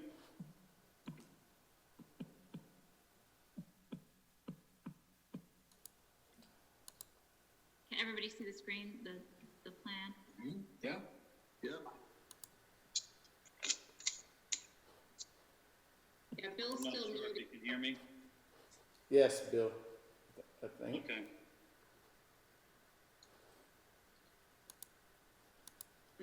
Okay, so Bill, if We you can hear you now. You can hear me? yes. All right. Yeah, I'm here tonight for Dufrat LLC. They're in contract to buy a 4.2 acre parcel on 376. It's on the east side, just before the rail trail, as you're heading up past McDonald's on the right. It's opposite where Van Wyck Lane comes out and opposite of Rim Plumbing. Dufrat is part of the Dutchess Driving School, which is, as you know, located on Route 82. It's 655. We submitted an application for a sketch plan review to get some conceptual discussion going regarding using this property for their driving trucks. As you know, they have a driving school for tractor trailers, dump trucks, some heavy equipment, those types of vehicles. So this would just be an accessory to their main business, which would remain located at 655 Route 82. The plan you have before you is a gravel parking lot, and for visual purposes, we identified a parking arrangement that we could utilize on the property. It would be a gravel area, gravel parking and maneuvering area that would be associated with the driving school.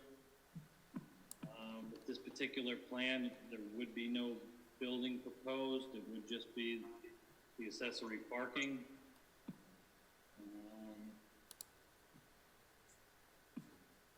And This would have access onto Route 376, so we know we would need to go to the DOT for an access permit. There is an area of floodplain that's located centrally within the gravel area. We do have a base flood elevation, so with the topography that we have, the flood area would be minimized at less than a foot. Would like to maintain the grades on the property. It's relatively flat, so ultimately we wouldn't really be filling in the floodplain.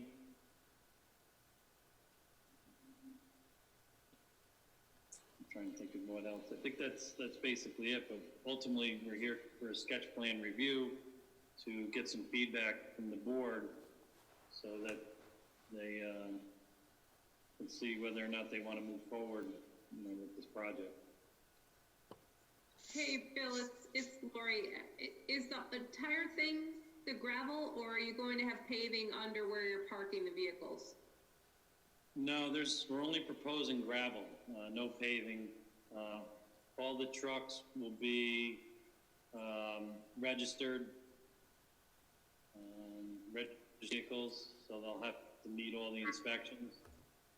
Okay. But what about like? And no, oh, sorry. No maintenance on site of the vehicles, it's just parking? Yeah, just parking, and then what they'll do is their pre-inspections, before they go out with a student. They need to do that before they actually go out on the road, but they'll pull it out, and work with the students before they get going and do their pre-inspections on the vehicles. But that's essentially it. Okay. And Bill, without the thing, I mean, again, we had the application at the Stormville Airport. I mean, what guarantees are going to be that there's not going to be any kind of leaks or runoff from this? Well, these are trucks that are going to be used by students, and they're going to be there's going to be consistent inspections on the trucks because that's required before they can go and drive them. I mean, just like any vehicle, I suppose there's always a chance where something can happen, but these are. If you're in a floodplain and you got oil leaking out of a bus or something, then how are we going to mitigate that? And they're not on an impervious surface, right? So it's going to be, how are you going to monitor that? And talk to me. Well, like I said, the intention was that these would be, consistently inspected and maintained. So, like with any car, on any gravel parking lot, I guess there's a small chance that something could happen, but ultimately it would be noticed right away. If it's something that we need to address, we can look into addressing it, but then. But how many vehicles are you planning on keeping here? Because it's one thing if somebody's got two cars in their driveway, but if you got, 12 buses here, there could be something else. Yeah, there's a table on the plan, but right now we're showing 8 parking spots for tractor trailers. That would be the tractor and the trailer. We have 6 parking spots for trailer, 3 dump trucks, 4 heavy equipment, and there's 11 spaces for the instructors and the students to park when they go out with these trucks. Bill, I'm not sure I'm leaning towards paving the whole thing, but it probably would be worth consideration to pave at least where they're going to be consistently parked. Okay. That way you can prep for any spills, and to Ed's point, you're in a floodplain here, so. Along with Lori's point, what about like winter? How are you going to plow this and keep it open?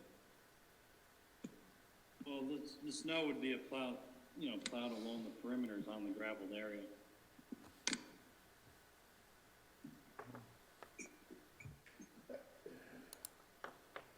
Bill, think have we're you saying, cons- how would you plow it without pulling up the gravel? Yeah. Well, anytime you have a gravel parking lot, you will have the gravel moved around by plowing it. And that's gonna require maintenance at the end of the snow season to respread that. And, you know, the goal here would be to plow it to the edges within the gravel so that it doesn't make its way into the grassed area around the perimeter. So are these gonna be visible from the rail trail? There is grouping of trees, that are along the northern edge of the parking lot.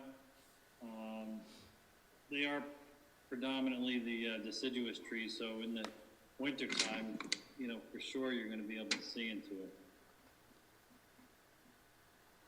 The other thing is with the gravel, you know, on the trucks with the bigger tires, is any of that gravel gonna get trapped inside, you know, like the treads of the tires and be brought out under 376?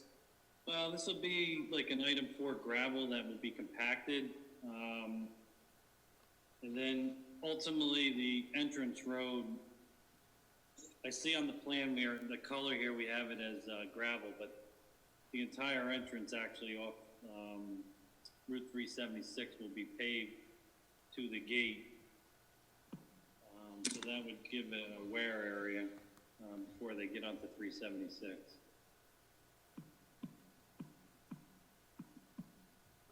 This is gonna be like an item 4, like a compacted gravel, so it's not like a loose stone. You still won't have, you know, any way to trap a spill or anything unless you have some paving under where they're gonna be parked. Right, I made a note that that's a concern of the board, that we would need to address. Yeah, I think you should have some type of plan around that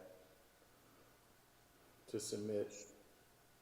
I mean, is this the primary, is there any other location that you researched to? Go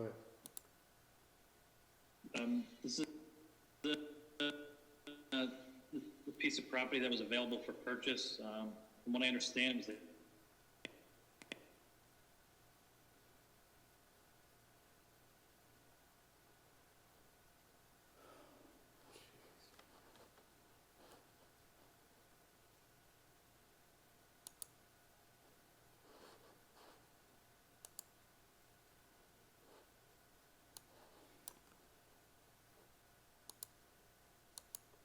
you know, with the bill for that.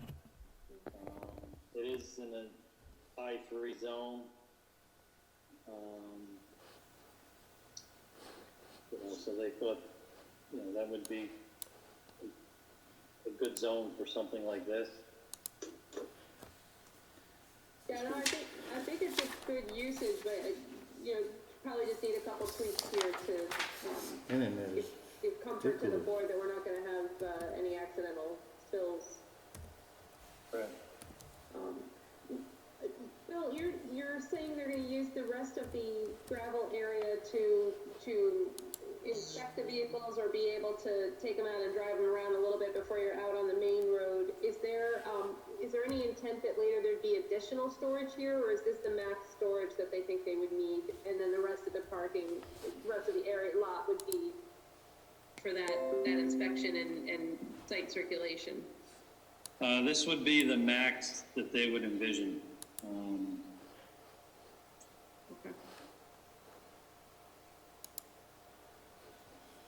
So are the vehicles that are going to be stored here currently located somewhere else? I believe they have them parked at various places, you know, in the area, and maybe I think they even park some over in Fishkill. They're trying to consolidate, so they have one location with all their vehicles. It's a pretty easy drive from the main office to this area for access. So I'm sorry, Bill, would the plan be that students come here? Yes. Okay, They would start out at the office and then come here their first time, but my understanding is once you know, once they get into the, program, that they would meet the instructor here, and that's why, if you're looking at parking spaces E, that's where they would pull in and park their car and meet the instructor. So that there's no chance that all these could be in use at once, right? Because then theoretically you'd need, you know, another like 25 spaces. Yeah, well, they have different, they have different sized trucks. So for example, if you look at the parking spaces we have designated as B, those are just different trailers that they have that they teach with. So if they were gonna use any of the trailers in spaces B, they would have to drop the trailer that's on the tractor in A, for example, Ah, okay. the trailer B. So there really is no potential beyond 8 students at a time? They're telling me at one time, 8 students is about the max. It normally would be less than that. But if there's 8 students, then you need 16 spots for E, right? I'm assuming each one has a driver go out with them. Right. We can add more spots. They were telling me that 10 or 11 spots would be the most that they would need, but, you know, we have plenty of area, for example, to extend in the gravel area if need be. Right, And okay. These wouldn't necessarily be, these wouldn't, since it's on gravel, they wouldn't be striped space. Fair enough. If it is 16, I can show 16 potential parking places.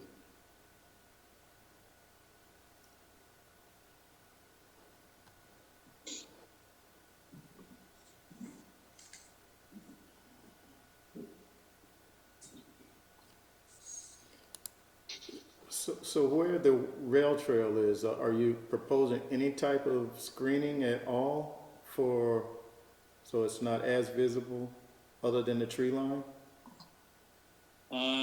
Well, in order to add, screening, landscaping screening, or I'll say, evergreen trees, we would have to take out more trees to put in those types of trees. What size fencing are you putting around the site? It looks like there's a fence running around it, right? Yes, it's a 6-foot-high fence. Is it gonna be open chain link, or are you gonna put the slats in it? Well, the goal was to do an open chain link fence. If it's needed more in the front, we can do that. I wasn't thinking so much the front, I was thinking along the walkway, along the trail. We could do that. I don't know if 6 foot gets you too much though, and it's a tractor No, trailer, right? with the trailers, they're 12, 13 feet high, so 6 foot isn't gonna do much as far as, blocking the visibility of the trucks. It's more for security. Right. The elevation of the rail trail is much higher at that point. Yeah, the bridge. Yeah. Can we back up just a little bit? Can we look at, is there like a location inset on this that we can really, because I'm really having trouble. Yeah, it's in the upper right-hand corner of the plan. Thank you, Michelle. Let me zoom in a little so you can see it better. Bear with me here.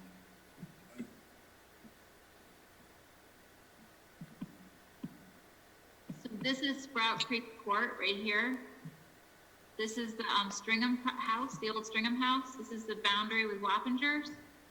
Okay, this is the Stringham barns where they have some automobile and other sort of light industrial uses, and this is the site right here. It's an open field right now. This is the Nancy Court, right? Am I correct about that? Yep. And so I guess this is the rail trail here. Right? Yes. Yeah. So isn't there a ramp that people use to access that runs right along the side of the property, right there? Yes, that's the, where it says paved walkway, that is the ramp. Okay. You want me to go back to I'll go back to the, right here, is the paved. Yes. So that area that's shown as paved, that's the ramp to the actual trail. Okay. So this That's right on the property line. Yeah, it reminds me a little bit of, we had the same kind of issue with Lehigh. Remember On the other side of the road, right? Correct, yeah. And, one of the comments I would make, and I know this is just a sketch plan, Bill, is that, perhaps we would have more of a decorative fence along the frontage and, hopefully would actually block some of the views in rather than a chain link.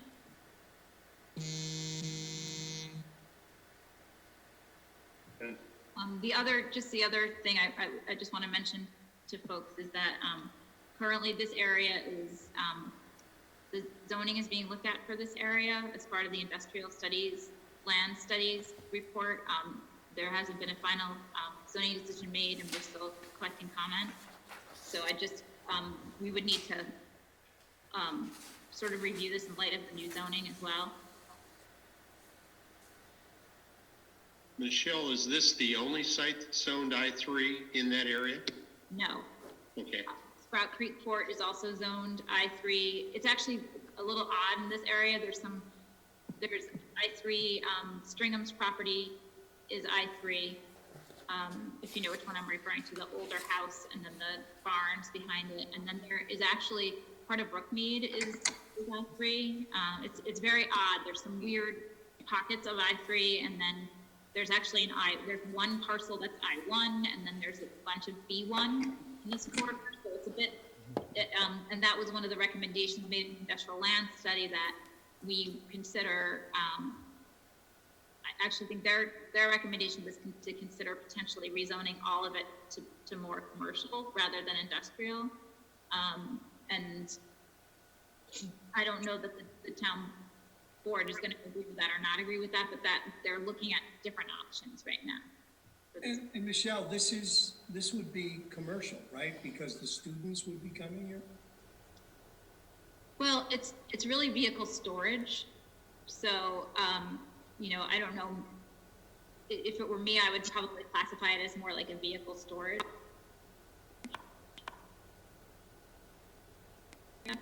But I guess potentially the argument could be made, Michael, that it could be considered also some sort of business, I guess. Yeah, I mean, it's like the accessory use to the existing business, and they're teaching classes on the site.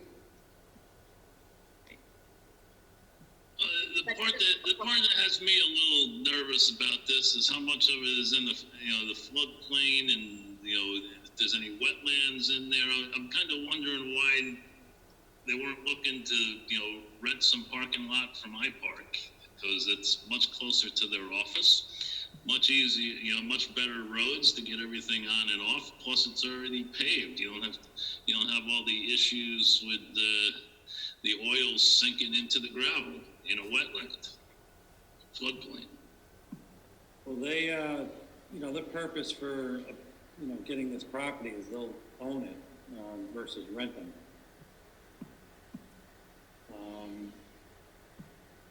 And that's more desirable to them. And then You're saying this location is, you're saying this location is more desirable to them versus what Ed brought forward? Because I was having the same thought.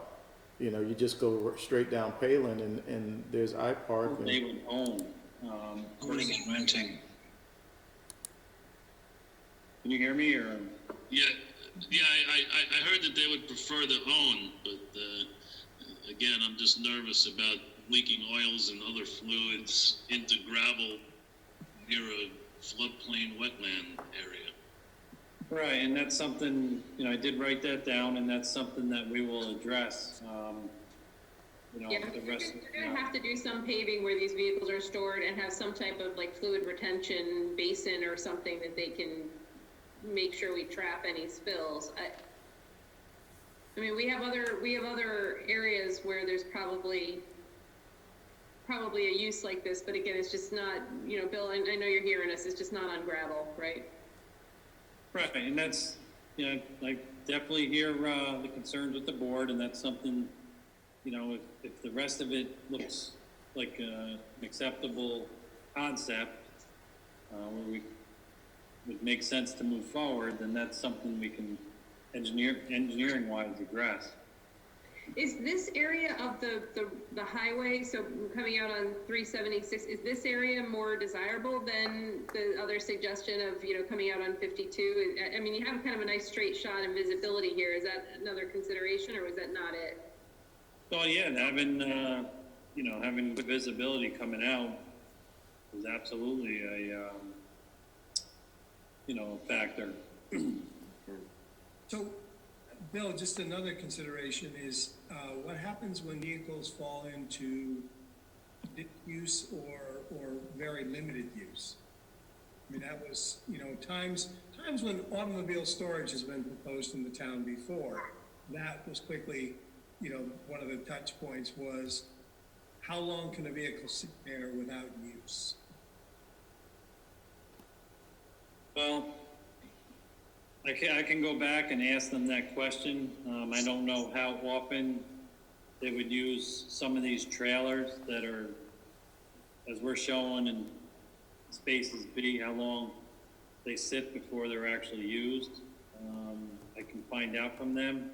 But there's no motors. The trailer would have no liquid in it though, right? There's no motors. Yeah. There's no motor, no.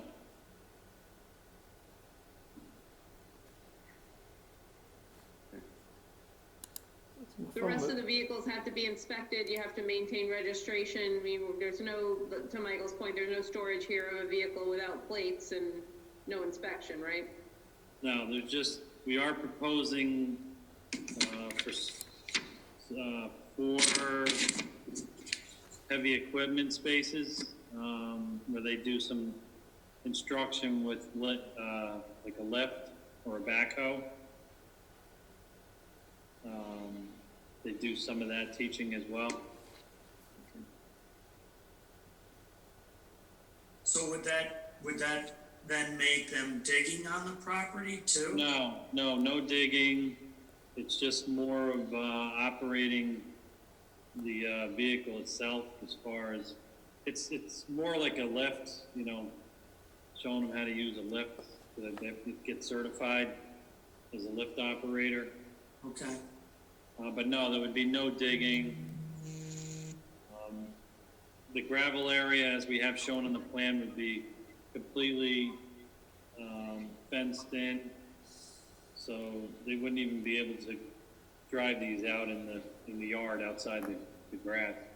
I mean, outside the fence area. Mm-hmm. I think one of the things we can't see here is this road coming out directly across from the road that I don't know the name of it. I don't know if Michelle we can talk. Elwick Lane. So is that directly across? Because DOT is It's going to. not coming out directly across. Let me see, I can bring up the, Okay.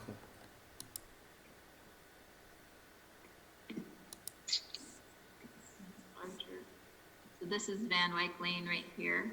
Yeah, well, actually, it's pretty close. Yes, I'm sorry. Mm-hmm. Yeah, because that intersection, if that, obviously it'll become an intersection at that point. It's,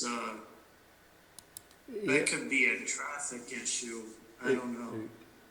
Yeah, exactly.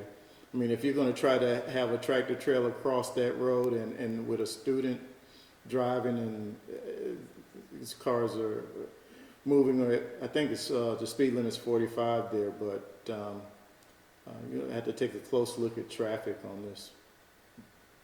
That type of 55 equipment. there, but it's 55, a quarter mile down the road or half mile down the road. I was gonna say, I think it's 55 until the town line there. Yeah. And then it turns 45. That's something we know we would have to address with the DOT as far as getting the entrance permit.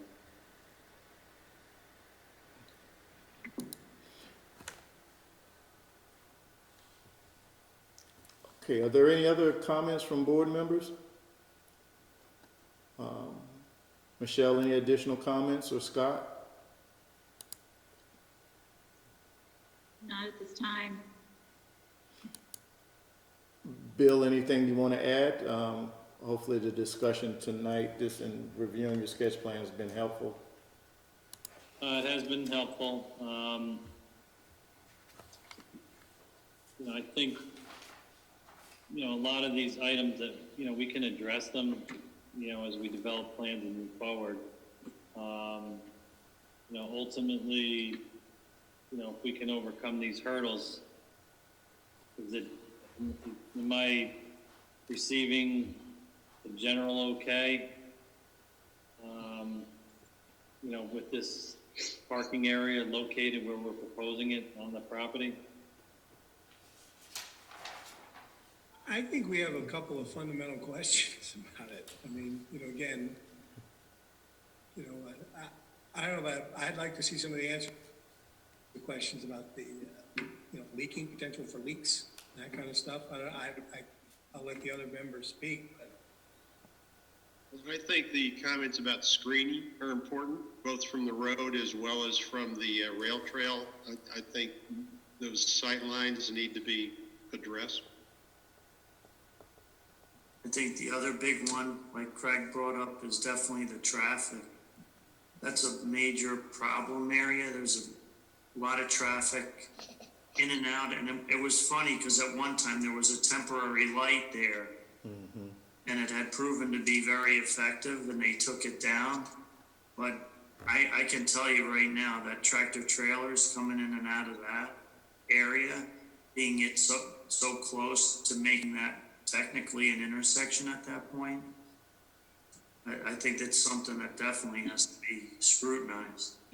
And I just wanted to mention too, because of the floodplain on it, there would be a floodplain development permit required.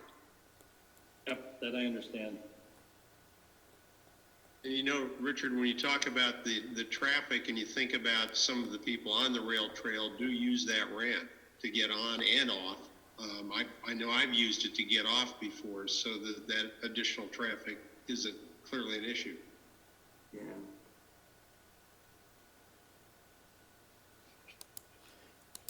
You know, and lastly, I mean, having diesel trucks warming up and people on the rail trail, it's not a good combination. So, you know, we'll look for you returning back with some of these questions answered, and you know, and hopefully our professionals can give you some additional guidance as well. Okay. Thank you, Bill. Thanks, Bill. All right, Thank you, Bill. Thanks. Have a good night, Bill. Have a good night. Good night. You too. Next on the agenda is Tucker Solar Farm. Anybody here from, okay, Michael Gillespie? Okay, Michael, the floor is yours. And Peter McAuliffe. Okay.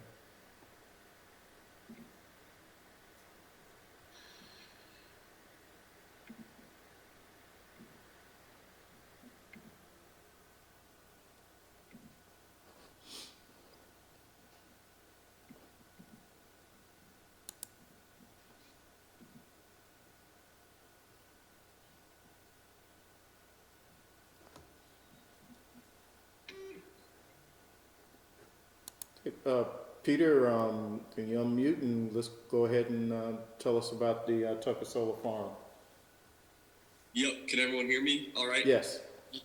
Yes. Yep, so we're working, I'm here representing the applicant. You know, we're working on behalf of Mr. Tucker, who is the property owner. First off, I want to thank everyone for taking the time to hear us tonight. I know it's been a long meeting, so hopefully we can touch on this quickly, answer any questions, comments. You know, we're working with Mike, who put together the engineered set of plans. Basically, I believe you guys and your board has dealt with one of these solar projects before. You know, this will be a tier 3 solar project. It's 2 megawatts AC. You know, it's located on current, you know, agricultural farmland. You know, we have the access road proposed coming from the west off of Stormville Road. There is a already existing access way into the property there. We'll just be kind of improving off of that location. The setup we're proposing, I'm not sure what the other system that you guys have had in front of you was. We're proposing just a standard fixed tilt system, no energy storage, just your standard solar photovoltaic array, couple equipment pad locations for the transformers. Obviously we'll have the rows, in between the panels, will have to be maintained to minimize any vegetative growth or overgrowth. It's roughly going to be 8 to 10 acres, in all. It's pretty straightforward project. We're trying to site it on the property so it's away and out of sight from any of the adjacent residences or, Stormville Road, or if you go south, I don't think it's shown on the plans, but if you go south, you'll hit Route 216. So, we're trying to minimize the visual impact, keep it out of sight, out of mind as much as possible. I don't know if Mike's on and wants to touch on anything else. If not, I'd love to open it up for any questions, comments, and again, unless Mike has anything else he would like to add. Can you guys hear me at this point? Yes. Yes. All right, sorry about that. It's just every time they ask me to come to the stage, this thing kicks out. So we're back. Obviously, you guys have already met Peter, Wolf, and John. They sound to me, I kind of caught it halfway through. They provided a pretty good intro to this. This is a sketch. I know that the town was subject to an application not so long ago, very similar to this. I think that was a 5 megawatt facility. Well, this is probably about half of that, just so you can think about it in size and scope. Long story short, it's a fairly straightforward project. Compared to this map, we actually, some of the comments came back that I just received specific to wetlands and steep slopes and so forth. Our next submittal will provide all that detailed information. We've had the wetlands flag and so forth. I think, Peter had mentioned too, that the way this has been proposed is it's almost with the sole access coming in off of, it's really an existing farm access off of Stormville Road. It's about 1,000 foot off the road. And probably a couple thousand feet off of 216. So it should be pretty well hidden from adjoining property owners and things such as that. So, we're finishing up the stormwater on it and plan on getting that formal app in the beginning of this upcoming month. But we just wanted to kind of get the ball rolling relative to what we're proposing here. So. Hey Mike, how many acres is the panels on? Peter, I think, did you mention how many acres altogether do you think that the panels comprise? I think I can check the number. I think it was 9 in the application. Around. Yeah, so that'll be the total footprint. If you're taking the fenced-in array plus the on-site access road. Again, I don't know what the surface area of the panels will be. It'll be less than that, but the total footprint will be around 9 acres. And are you gonna? The total site was what? The total site is over, I think, 147 acres. And is the rest of the site in farmland currently? What's not wetlands is basically farmland. Yeah, this is one of Tucker's Stormville parcels. It used to be a cornfield years ago. I haven't seen anything grow there recently. Yeah, this is, I think, the same, for those that may go back a little bit, where they sold the bison burgers along 216 there, in that little stand. Yeah, I remember that. Well, my mother's house is right next to this thing, so.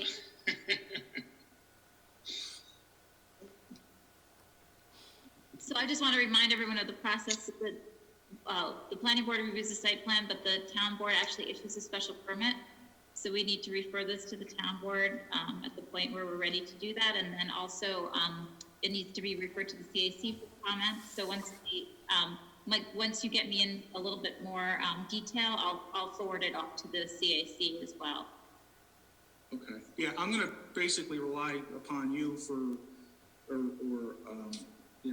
Jackie, specific to submittals to FAB, ARB when required, and then, as you just mentioned, CAC too, right? Yep. Yeah, the CAC isn't specific, it's in the special permit, that it has to go to the CAC for comments, that's part of the, requirements of the special permit. Sure, that's fine. You know, again, there's flexibility with this, in terms of where the units get installed. So, to stay away from buffers and so forth, we have that flexibility. So we're trying to stay out of those critical areas. So we don't have to deal with those permits. And Michael and Peter, just so you know, a payment in lieu of taxes agreement will be required for this. Yep. Do you have, this is Peter. We'd love to, get the ball rolling on that. I don't know if there's someone in particular you recommend us, proactively reaching out to. We've dealt with those forms of agreements before. I'm not sure who the point person was for the previous project. Me. Okay. So it's me, and it would be based on my CERTA's template. Sure. Okay. Peter or Michael, is there a plan to have battery storage on site, or are you connecting directly into the grid?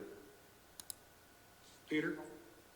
Yeah, there's no battery storage proposed. We're just gonna, be feeding the power, the electricity that's generated directly back into the grid. So no energy storage.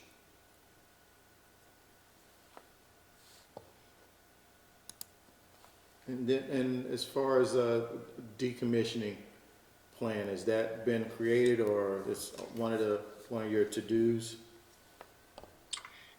That's going to be provided as part of our more comprehensive plan submittal. We understand that that's required, so we'll have that as part of our next plan set. And also your planting mix, Mike, for while they're in use. Yeah, what I'm gonna do, and I've been a little wide-eyed relative to the other application as it's transpired over the last 6 or 7 months. So, we're gonna try and, understand what the concerns were there and try to replicate that in a lot of forms. So, so we don't have to reinvent the wheel with this, so. Okay. And Michelle, can we provide that to Michael just to help him accelerate his work?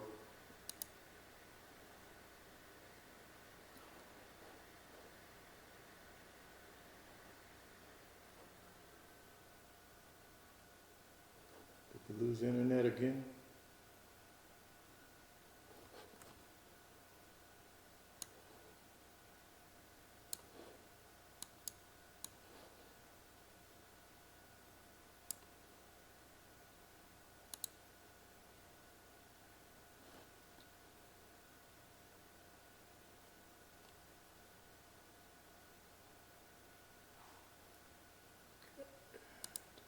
Am I audible again?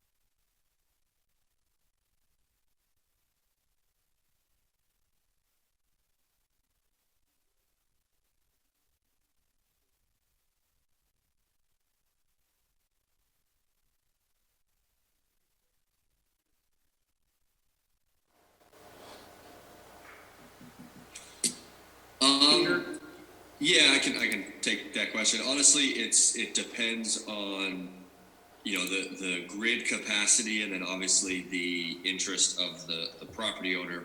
You know, this is going to be set up in a lease format. So, you know, we're going to lease the acreage that the solar array is taking up from, you know, Mr. Tucker. So, you know, I wouldn't say it's out of the question, but, you know, it'll be dependent on a couple of factors, you know, landowner interest and then, you know, grid capacity as well. Based on the drawing here with your green areas, I'm not sure you're going to have a whole lot of room to expand there.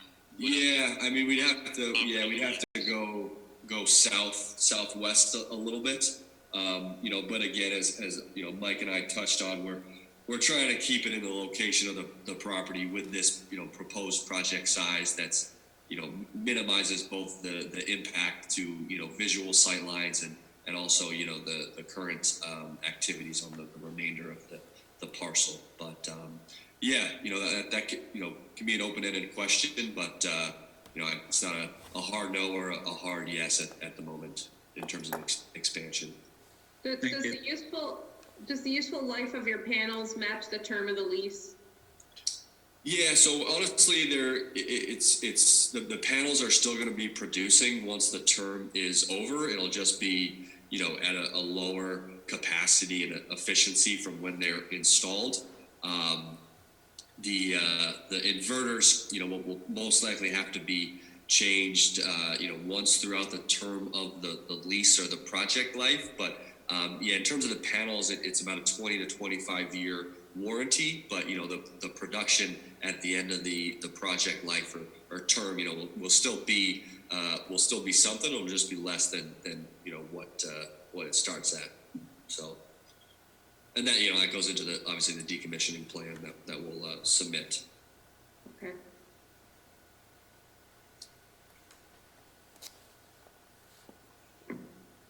Okay. I'm good. Yeah, me too. I'm generally in favor of these types of projects. Yep, I am too. Okay, so, since all questions, any last questions from, Gillespie or Peter before we close? I was gonna start out and ask you if I could actually, move forward on actually putting the footings in for the array at this point, but I think you heard enough of that. You're funny. That's nice, Mike. Scott's going, so I wanted him to hear it. It's no fun now. All right, yeah, we'll pull back, get a harder set together for you, and then we'll be back to see you in June. Awesome. Very Great, good. thank you, Mike. All right, thanks, Scott. Thank you, Mike. Thank you, Peter. Thanks, everyone. Have a good evening. Have a good night. Enjoy the rest of your night. Thank you. Okay. Next on the agenda is correspondence we received from Patsy's Roadhouse. Right, so this is just an FYI to the planning board. Patsy's Roadhouse approached the town maybe 6 weeks ago or so and had an idea about how to potentially sort of morph back into business with this COVID thing. And their idea was to erect a tent so that they could actually social distance outside with the tables. It's just FYI that the town has allowed them to have a tent permit, and they are allowed to open there. You'll see a tent permit in their parking lot. They do have plenty of parking at that site because they have the adjacent site, which is the daycare center, which obviously won't be in use during the time of the restaurant, and they have parking in the back. So they made that request. It's probably, we're assuming they're going to do it, and I actually, they might have an active permit application right now in the building.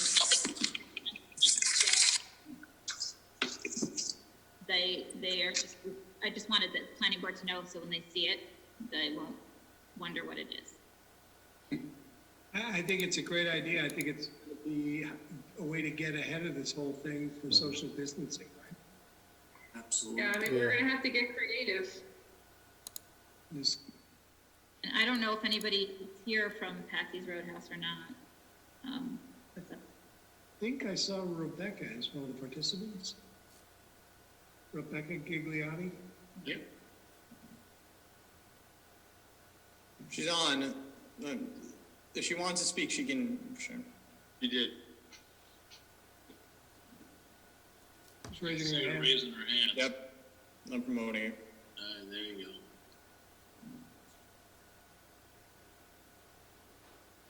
I think that's a tent in the background. Hi, yes, Rebecca Gigliotti from Patsy's Roadhouse.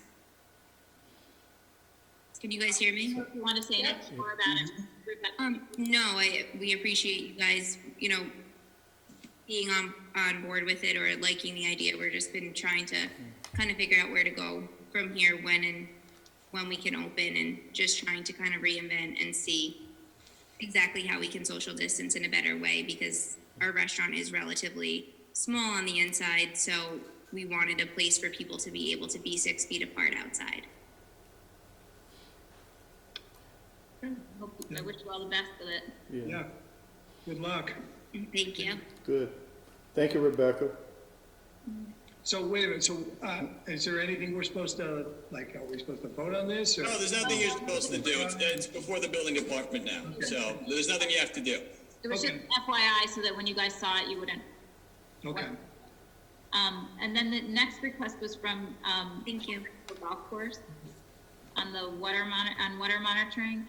And, some of you may remember this better than I do.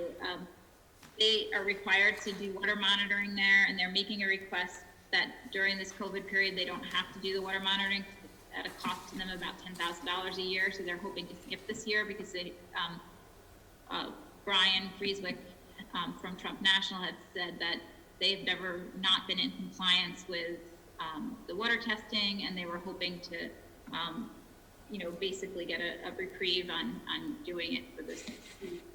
How does COVID affect the need to do water monitoring? I'm not understanding that correlation. Great question, Lori.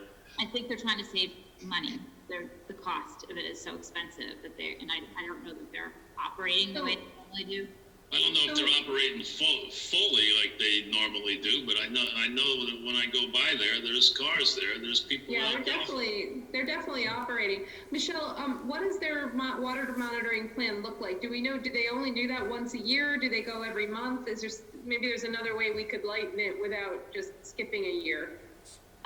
So I pulled the file from Iron Mountain, and I have it here, and I haven't had a chance to look yet at what the act was actually in the resolution, because it was put into storage. And then there was a suggestion that we perhaps have maybe a hydrogeologist or a firm that specializes in this look at the reports and give us a recommendation if there is one. I think I want to make sure if we do have a professional look at it, that they also understand what's being used at the site today to treat the grounds, because you've got farmland surrounding it. I think that might have been part of the reason we had the water monitoring to begin with, right? I mean, that's what I wasn't there, so I was hoping somebody might remember what the request was about to begin with. I thought it was the fertilizer, wasn't it? That's what I'm saying. I thought it was the treatment that was being placed on the land. I don't remember there being a spill at the site or anything like that. I thought it was what was being used for the golf course itself. And the pesticides, maybe. Yeah, I'm wondering about the impacts on the neighbors, wells and things like that. I know my mother's house is right there, and she's got an old hand-dug well that is not very deep, so I'm sure that's going to be a concern. So you do have the record, and you're gonna do an initial review and. Yes, so he actually also submitted some information again yesterday. So I haven't had a chance to look at it. So I will look at the information that he submitted to me. This request came in a couple weeks ago, so I put it on the agenda as correspondence to discuss with you. And then he submitted some supporting documentation. So I'll take a look at that, and then maybe what I'll do is send an email around what's in the information, and then we can come to some sort of agreement about what information we might need, additional information we might need, or where we might send it. Michelle, you were talking about the possibility of getting some experts in to examine things. How much is that going to cost, and who would pay for that? Because I'm thinking if it's going to cost $10,000, that they should just pay it. Well, right, that's the problem. So we wouldn't, we'd have to either get money from them in escrow to do that, or they would have to pay for it. So you're right, it might not, not be worth it. Yeah, Michelle, I'm not seeing that correspondence came out to us, so when you circulate it, can we get copies, and then also copies of the, you should have the resolution in the file there that said why we required it. Yeah, I sent I think Jackie sent that one around as well, the water monitoring, and and with Patsy's. Yeah, I didn't see that. I received Patsy's, but not the water monitoring course. With an email request. Email. Yeah, I got the water monitoring, I didn't get the Patsy's, so.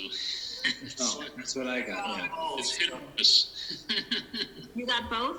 I did, I got both. And We went to everybody at once.